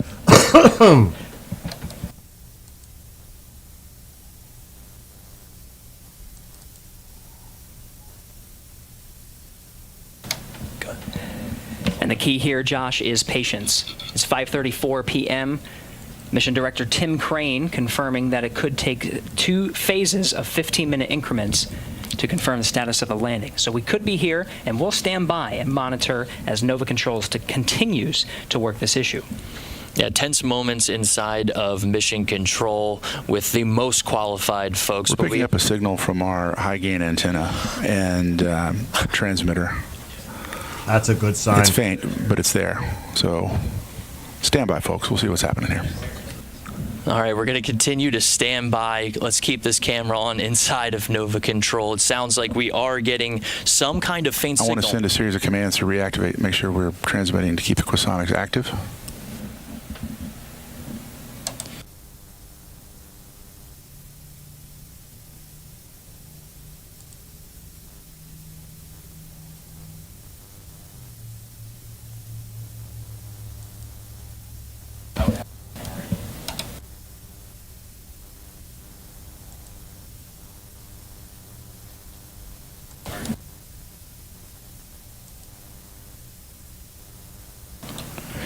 We're still standing by. The last call from Mission Director Dr. Tim Crane was that we were getting a faint signal from Odysseus's high-gain antenna. Faint is better than none, that's for sure.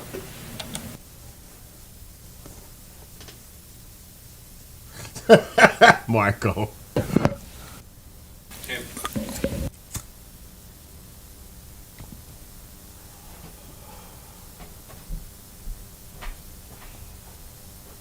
Did you find the keys? I thought I was gonna look at it on the TV. No, they're not showing you. Did you find the keys? Yeah. Good. Happily. The TV, you know, I don't know if what they're doing on there, but it's on YouTube and everything else. But it's already happened, but they're trying to communicate with it. All stations, this is Mission Director. It's already landed.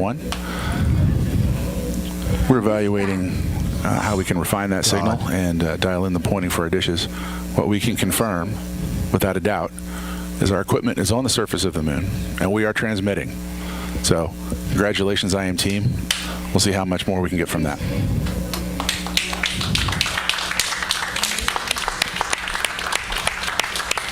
That's an excellent call from our mission director. That's a cautiously optimistic. And over to our CEO, Steve Altemus. Yeah, if I could just pass on a few words to the entire team in Intuitive Machines at Superbab and here in the Mission Control. What an outstanding effort! I know this was a nail biter, but we are on the surface and we are transmitting. And welcome to the moon. And now they'll Houston. Now they'll boost the signal. They'll try to, get a stronger signal, and get information from it. Oh my God, what a crazy thing. Like I said, if it wasn't for that NASA experiment, the LiDAR experiment they have on it, this wouldn't have happened. Their LiDAR, dead. It went on the blink. They did a patch to even get this far. So, there they are. See, one guy is from the company, and the other guy is NASA. Work on refining that signal, but Dr. Tim Crane, they'll our mission refine the director today, signal. making the call. Odysseus has a new home. It shows the disciplines of the flight controllers in Nova Control. They waited until there was absolute confirmation that there was a signal, and then that was when they took the moment to celebrate. We saw that it wasn't just the individuals in Nova Control that contributed to the mission. The contributions to enable the success of Nova C's landing on the moon stretches far and wide. We showed, of course, some of the folks watching there, but really it extends even farther than this. A wonderful and truly amazing moment to celebrate. The U.S. has landed on the moon once again. And to everyone, you mentioned it goes beyond just the folks that we saw on camera waiting and working through those tense moments, but their friends, their families, and everything it took to get to this point. We're still expecting an image. We expect that to come down sometime in the future, especially as we look towards some high-resolution images. Yeah, when the communication is established stronger, where they can get the down. Like we do have a message we'd like to cut to. Can we have that message special for our folks, our employees, and folks watching at home? Of course, the company has to have their message. Landing at Malapert A, congratulations, like you said, Josh, are flooding into the teams that made this happen. Really sets a tone for the American leadership and the future of a strong lunar economy. So here's NASA Administrator Bill Nelson. Oh, give me a break. Now they're all going to do their speaking after the fact. I'm done. I got to go to work. Main thing is it landed. Despite it had a failure on the initial lander. And the NASA FLIR, what was it? Whatever it was, the LiDAR, not FLIR. LiDAR experiment actually saved the day through a patch to land this thing. If that NASA experiment wasn't on board, this would have crashed and burned. It's that simple. And then they had the communication issue, but they seem to have resolved that. So it was a combination of so hopefully, moving forward, they fix that issue on the lander, that they don't have to depend on an experiment on board to land the thing. Wow. But just being able to patch it to get that to work and land and coordinate is amazing. So that's great that they were able to do that. Anyway, everybody, I got to go to work. But now let's see what happens when these images come in. If anybody has my Skype, message me if you see anything. I'll be looking tonight when I come back on in like 3.5 hours. But they have time to Photoshop out the moon bases. Oh my God. It's gonna take some time, Andy. If they have a weak signal right now, their main focus is establishing a strong communication with this. And once they get that, they can get all the data coming from it. But right now, they got that signal. They said it was weak. They're working on it, but there is communication. That's the main thing. And I'm sure the focus right now is getting that stabilized, the communication. And in 12 hours, Australia will have its chance. So this might take a while. Who knows? It might take a while before we get any images. Another thing is those flares, those X flares. Holy shit. There's a lot going on. Anyway, everybody, God bless. Be well, be blessed, be safe. I'm out of here. I got to go to work. So at least congratulations to Intuitive Machines for getting this on the moon. Congratulations to NASA for making this happen. Because without them, this wouldn't have happened.